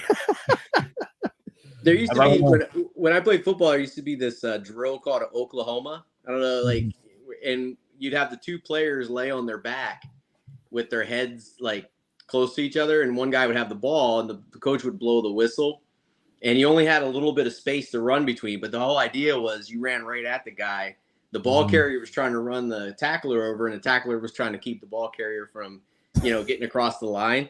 Yeah. And it's like, even in that situation, the stormtrooper would probably miss the contact. A defensive line of stormtroopers would miss the sled. Right? They couldn't even move. Oh, too good. Josh Brad says, I want a follow-up photo with a perfect form tackle. Messi says, I want to know what he used for the grass. That would be great in forest shots. Deso had one. Dollar Trees. I didn't find them at mine, but I've heard Dollar Trees currently have some nice looking, like scaled grass, because that's the key word.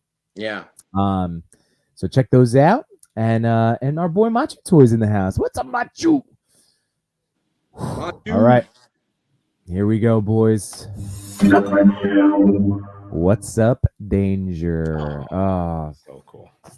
What another great account, Rick. I'm sure you're all over What Up Danger, right? Like beast. He took that shot of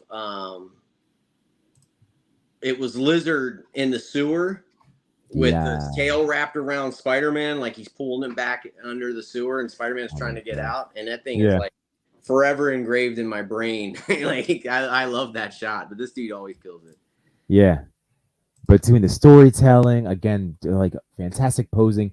This is actually like, I feel like more of a departure. Like this is more of like a poster style. Like a lot of the times it's more cinematic, story driven. This is story, but like this is in more of this is a movie poster. This is straight up throw the font, the Wolverine and Deadpool logo right on that. That is so crazy good. It's the light. You know what it is for me? It's the lighting over the head sculpt. The fact that you can see it's more of a menacing, creepy smile than just like the typical, like, when you just shoot it all lit up and it's just, Deadpool lifting his mask and being silly. Yeah, it's super dope. And then Wolverine's legs with the subtle claws coming down in front. Yeah. Which also then added to that depth. Yep. Is this? Oh my God! It's a bunk bed. Apparently, yeah. That's awesome. That even makes it funnier from like an element that isn't even in the story itself. That like these two toys would be sharing a bunk bed. Yeah, that makes me laugh. Yeah. I could see Deadpool. I call top bunk. Oh man! All right. But yeah, as you said, an incredible account. This is one of my. This is one of my favorite shots. Oh, that one's good. Yeah. Well, Marty did get back to me. We have some answers. So, story of the image is that I wanted Deadpool to be hiding, ready to jump out at Logan. When shooting, it evolved, and I added the bottles of booze, so Deadpool's waiting for Logan to pass out. The story of me shooting it is just to jump on the Deadpool trailer hype. Shameful, I know. Don't be no. We all take our inspiration. Hey, if it's a pop culture thing happening in comics, Marty, come on. 2, what's making him happy right now is the amount of great feedback I get. It still blows my mind. Even have comments yet alone a following. So yeah, just the fact that it's an amazing thing. The fact that we get to share our work with all of you wonderful people and vice versa. And he said, he said he's getting closer to that top spot. One day it may happen. That's right. One away. That means, Marty, next time, I guarantee it, we'll see you in there, buddy, claiming that top spot. But congratulations, dude. So good. And that picture he has of Miles jumping, talk about depth. That's an incredible picture. Yes. You know what? Before we reveal the winner, I gotta pull up. Are you pulling up another account? What are you doing there, Chew? Oh, just pulling up a larger shot for the audience to see. Yeah, look at that. Oh man, that's cool. Oh, it's just so crisp too with this building. It's not focused at all, and so good. What's up, Yimbo? No, here we go. So, wait, is this not the right? It's not the right. Who are you trying to pull up? Lord Bev. I got him. Oh, all right. All right, if you're on it, sure. Thank you. I'm already sharing. Before we had Rick wonderfully gave us some extra accounts to check out, and Lord Bev again. Most likely, this guy if you're listening to us right now, but just in case, go check out Lord Bev's stuff. This shot, like this Black Panther shot, literally. Yeah. Let me tell you the story. I'm never gonna forget this. I drove up to work and I was mad because I had to go to work, and I parked in my parking spot, about to get out and walk into to where my office is. And I go, let me take a minute to sit in the car, right? Because there's nothing like sitting in the car for a second, Yes. And I pulled up my Instagram, and this thing came up, and I literally like jaw dropping, like everything, the depth, the little bit of smoke around his legs, the lighting of the aisleway, the purple lights coming off of the Dora Milaje, the light in the background. I mean, it looks like they're in, and I'm sure this is what he meant to do, but they're in one of those Black Panther, I don't know what you call it, the plane or the helicarrier or whatever. Yeah, I was gonna say helicarrier. I'm fully sure made of vibranium, and he's getting ready to deploy him and his crew out there to take out some bad guys, maybe Claw or something. I mean, it's such a beautiful picture. He just killed it. Even just a little bit of light coming down on Black Panther, on his shoulders and a little bit of chest, crushed it. Just crushed it, man. Killed it. I'm loving that MCU Legends collector with the gift. It's absolutely gorgeous. Yeah. Cracking me up. Yes, spectacular. So again, go check out Lord Bev. And then we did have one other. Do you have that up, Chu? Or no? Let me look that one up. Oh, if you have, okay. If you have it.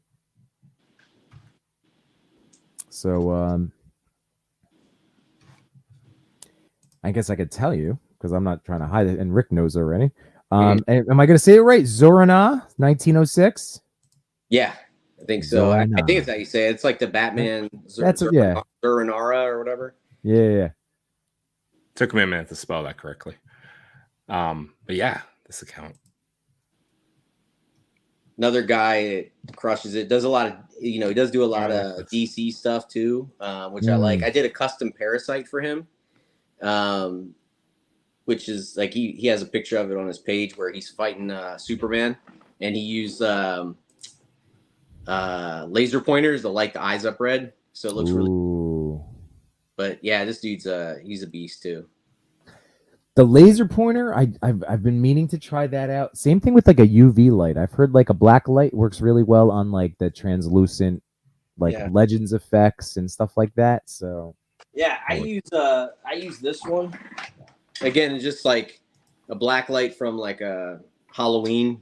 Yeah. This works really good with like the starry background. So if you get like the starry backdrop and then you're trying to layer in front and make kind of a nighttime scene, you pop this off of there and it'll really make it pop in the backdrop for you. Guys, I hope you've been taking notes. I probably should have warned you to get your spiral notebooks out this evening to be jotting down as much stuff as Rick has shared with us this evening. Yeah. But when you got that, so that's from Blade Month. In October, we all do like a Blade theme month. So a lot of the guys in the group have the Mezco Blade, and I think Capuliv's just got it, so he's going to join us next year. I have it too. Just saying, Rick. Jump in, yeah. Jump in, yeah. I take pretty photos. It's a fun theme to do. It's like Well, dude, did you end up picking up that last Legends Blade? Because like I literally held off because I was like, I have this Mezco version. Yeah, Why do I need another blade? I did, and I took the arms off, and I put I'm drawing a blank. The G.I. Joe guy. Roadblock. I took I had an extra roadblock, like a target roadblock. I took his arms off and put him on the blade, and then I actually gave him a soft goods like black coat. And so he's yoked to the gills. Yeah. So now I can because I do, I have the Mezco one, but I wanted just a good Marvel Legends version too, so I could take the coat off and have him just sleeveless, or I have the coat on and the coat's wired and everything, so it works out good. And I actually use the gloves from Roadblock as well, so it actually works out good because it has like a little bit of like red in it, so yeah, it looks pretty good with the blade. Nice. I'd show it to you, but I have it downstairs. That's okay. Again, this is good. I'm going to say it again, first of many times, Rick. So yeah. I'll bring it I'll bring it up here and have it on the table next time. Yes, yeah. So again, guys, thank you, Rick, for highlighting these additional accounts this evening. So if anybody new to you, by all means, check them out. And now we're up to the number 1. We did it, guys. We did it. And it's not even midnight yet. Yes, but I still have to wake up. I'm still going to be the timekeeper now. I still have to wake up early. Oh, now you're going to be the timekeeper. Well, usually Chris can. I don't have to. All right. Congratulations. What's up, Danger? Marty, that top spot, it will one day be yours. But this week, it belongs to JZHZ6669. I don't know if there's any other way of pronouncing that, so I'm not going to try.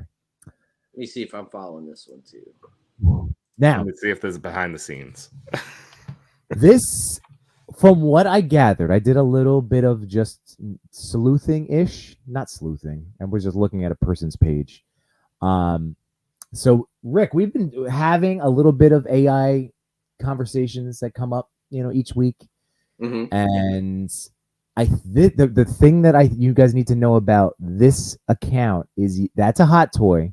So, in terms of the ToyPic community, a practical real toy was used. But this account builds their digital background. This is not AI backdrops.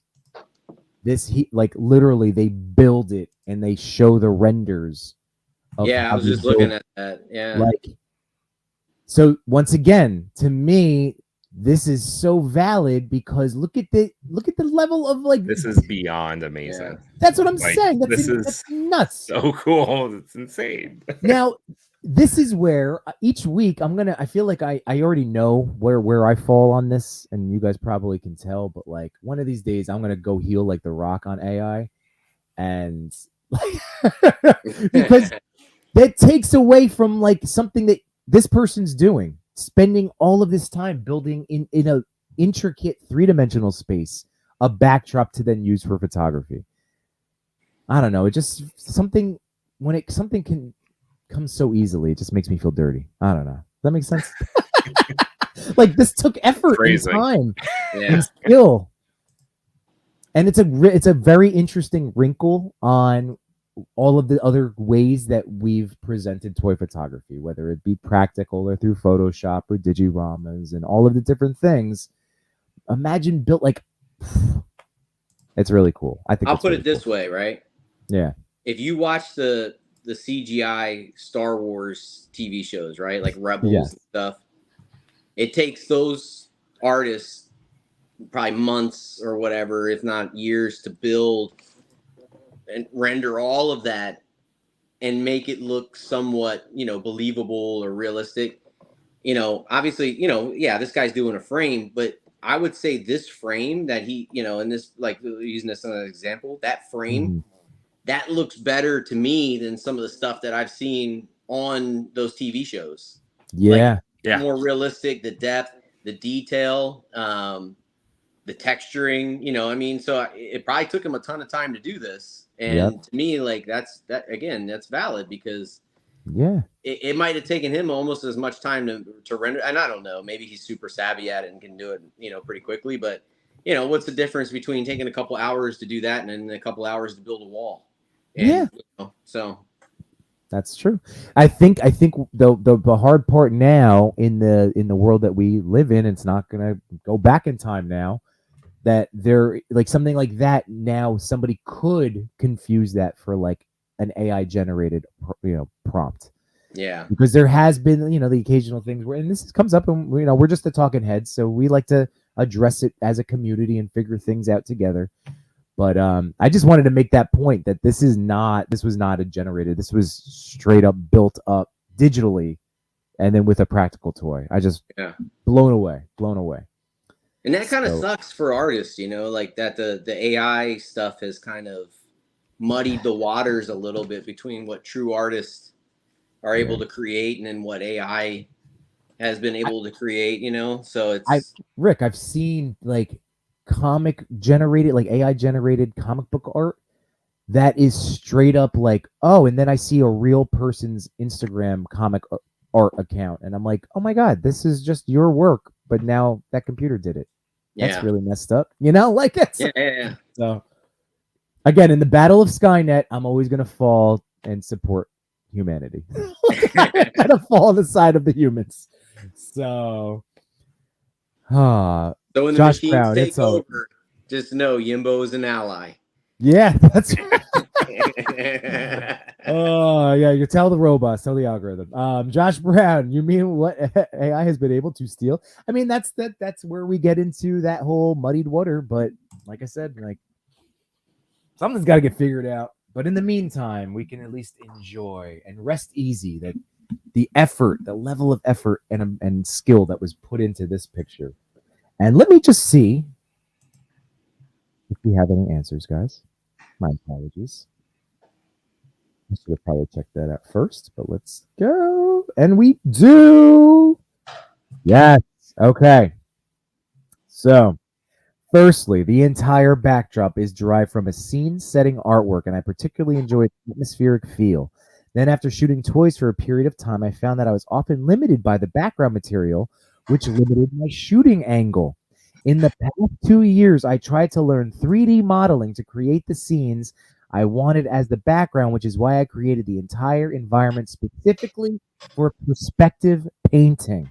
I also really like this paint. So then sent me some like other poster images. Like I like this painting. I like the feeling of the standing at the back of the Jedi Patrol. Therefore, starting from this, I started to lay out the positions of the characters in the entire environment. When shooting toys, I specifically placed a mirror on the desktop so that I can have reflective materials similar to water reflections. So finally, after arranging the positions of the characters, I had a few droids and embellishments. In order to avoid abrupt color tones, I chose black droids. Oh, back there. Yeah. Oh, man.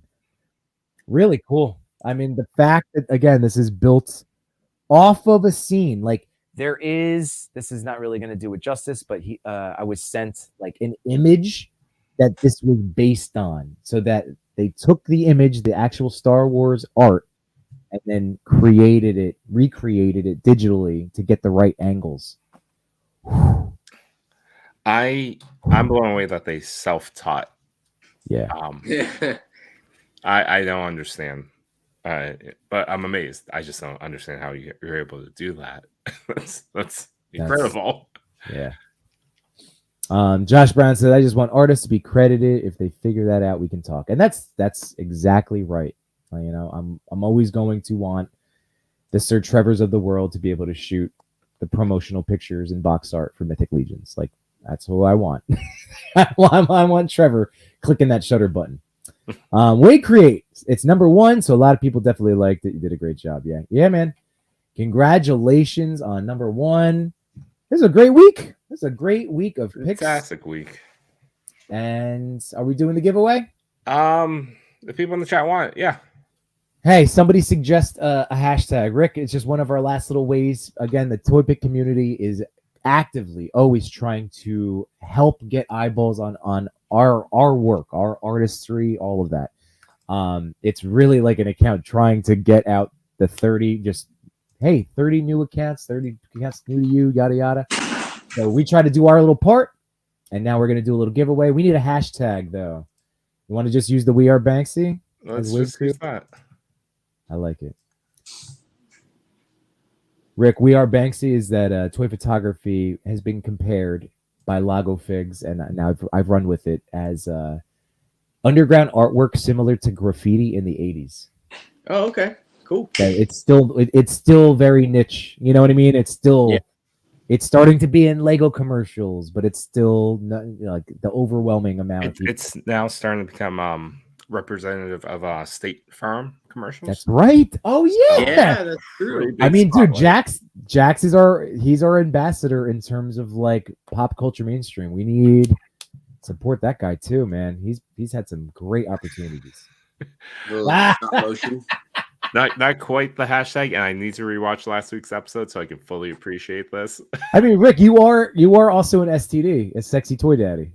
Oh, thank you. Oh boy. So what this is for people that aren't familiar, it's a fast pass feature. Go on the ToyPic Community, get some eyeballs on a photo that you would like to push forward, or if you have a photographer in mind that you think could use a little extra spotlight, you can pass it forward as well. We take nominations that way as Diggs Figs in here. Diggs Figs, you little sly son of a gun. How you doing, Ryan? I bet he's taking toy photos. He's been taking pictures. I bet. Oh man. So, Rick, what's your next streaming appearance, bud? You have anything on the calendar? Be, next Tuesday will be we jokingly call it Pink Tuesday, but I'll be on with the Wade crew on Tuesday, and then so we're doing that I think the last Tuesday of every month now, and Tuesday's just a better day for us because like the Fridays we were all kind of just running into scheduling conflicts, so pretty excited about that. And then Pablo hit me up, so in a few weeks I'll be on their show on Tuesday. Oh hell yeah! Oh cool. Yeah, so I think the March 12th I'll be jumping on with them. So excited about that. And then on the 19th, which is the following Tuesday, I'll be on with the Toy Migos guys for their Tuesday live stream. So that should be pretty fun. Oh, Chat Migos probably Migos, right? Yeah. Hell yeah. Yeah. Oh, well, there you go. Some fun stuff coming up, man. Yeah. And so excited. I'm always happy to talk to the guys, and that's what made the last Comic-Con so fun was like I interact with so many of these guys on Instagram or the streams that it was cool to see everybody at one point, a couple times actually, where we were all in one room together, just having fun and joking around and having a good time. So yeah, I can't wait. I'm so glad that the con season is among us. When WonderCon's coming up here in Anaheim, so nice. That's going to be fun, and it's going to be a good year. So we're excited. And you're going to do SDC? Yep. Again? Nice. Yeah, so it'll be SDCC. So we're going. The Toy Daddies will be there, man. So I hope we'll be in that big room with you at one point. One day. Oh, I'm sure. Yeah. One day tickets, but we'll be there all weekend. Yep. Heck yeah. Yeah. We've been trying every year. It feels like it's elevated, so, I can't wait to see what next year. I tell people like that the last Comic-Con, I've been going to Comic-Con since I think 2015 or so. That last one to me was one of the best ones. Like I came away with so many memories and just, getting to meet people in person and, again, hang out with them for, a few hours at a time and joke and talk about things and toys and all that stuff. It was just really a lot of fun. So looking forward to it. You almost got stabbed. So. That's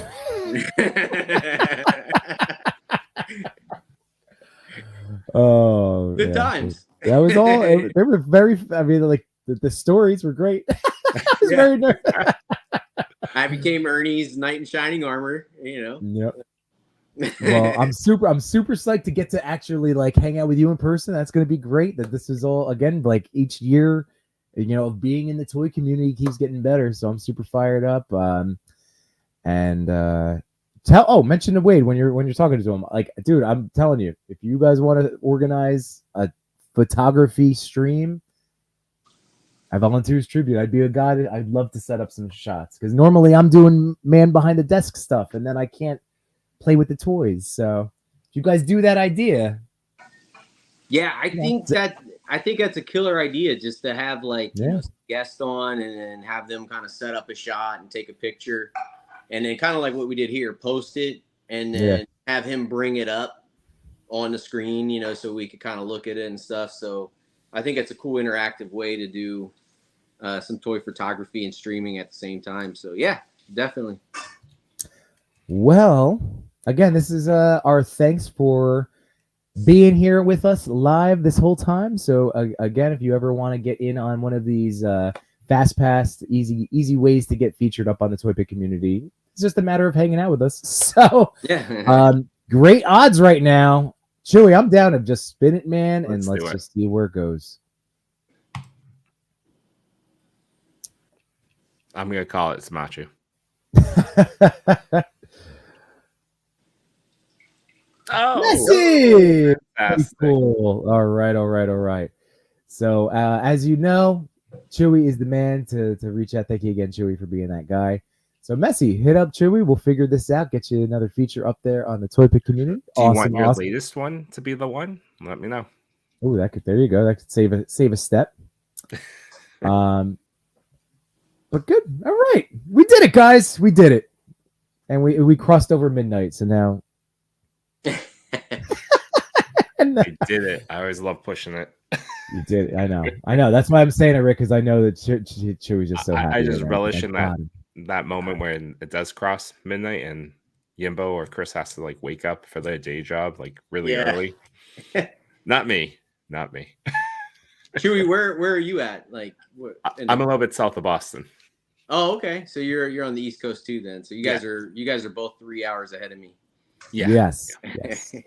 So you have your whole evening ahead of you, and I have nothing but regrets and Shakespeare in the morning. I was like, you're regretting anything about this stream? Yeah, but I'm nothing. Regret about the sleep. It's always the sleep. You have the memories of this phenomenal stream we just did. Hell yeah! To carry you through the day.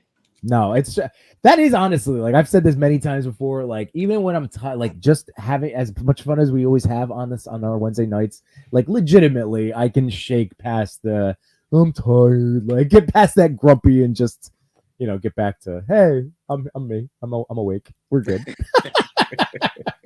But no one wins as many spins as me. That's true. I'm on a hot streak on a Worthy Addiction. I've won the last 3 giveaways. I am retired for the time being from entering their giveaways. Oh, Messi, you can use the recent photo. There you go. I think that'll do well. Yeah. Again, just like really nice. I think it'll resonate. But again, Rick, thank you so much. I know you just gave us 3 hours of your life. We really, truly appreciate it. We had a blast. I hope you did too. But thank you again for your time tonight, man. Just thank you. Absolutely. Thank you for having me on. It was a lot of fun. Yeah, I appreciate getting to know you tonight. It was great. People in the chat, if you have not done so already, like, share, subscribe, all that. Yimbo, he's around. I don't know. Sunday, I'm assuming.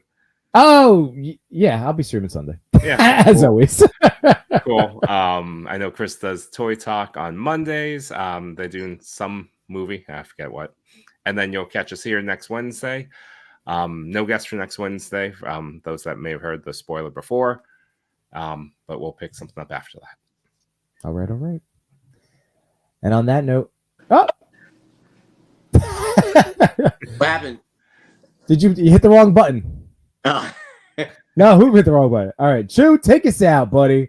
Good night, my toy collectors, photographers, and more. We had some fun tonight, but we're out of pictures to explore. We thank you for your time. It was nothing but sublime. Though it's time to go to bed, don't be filled with dread, because next week we'll be right here. Your toy daddies will appear to bring you joy and laughter every night and here on after.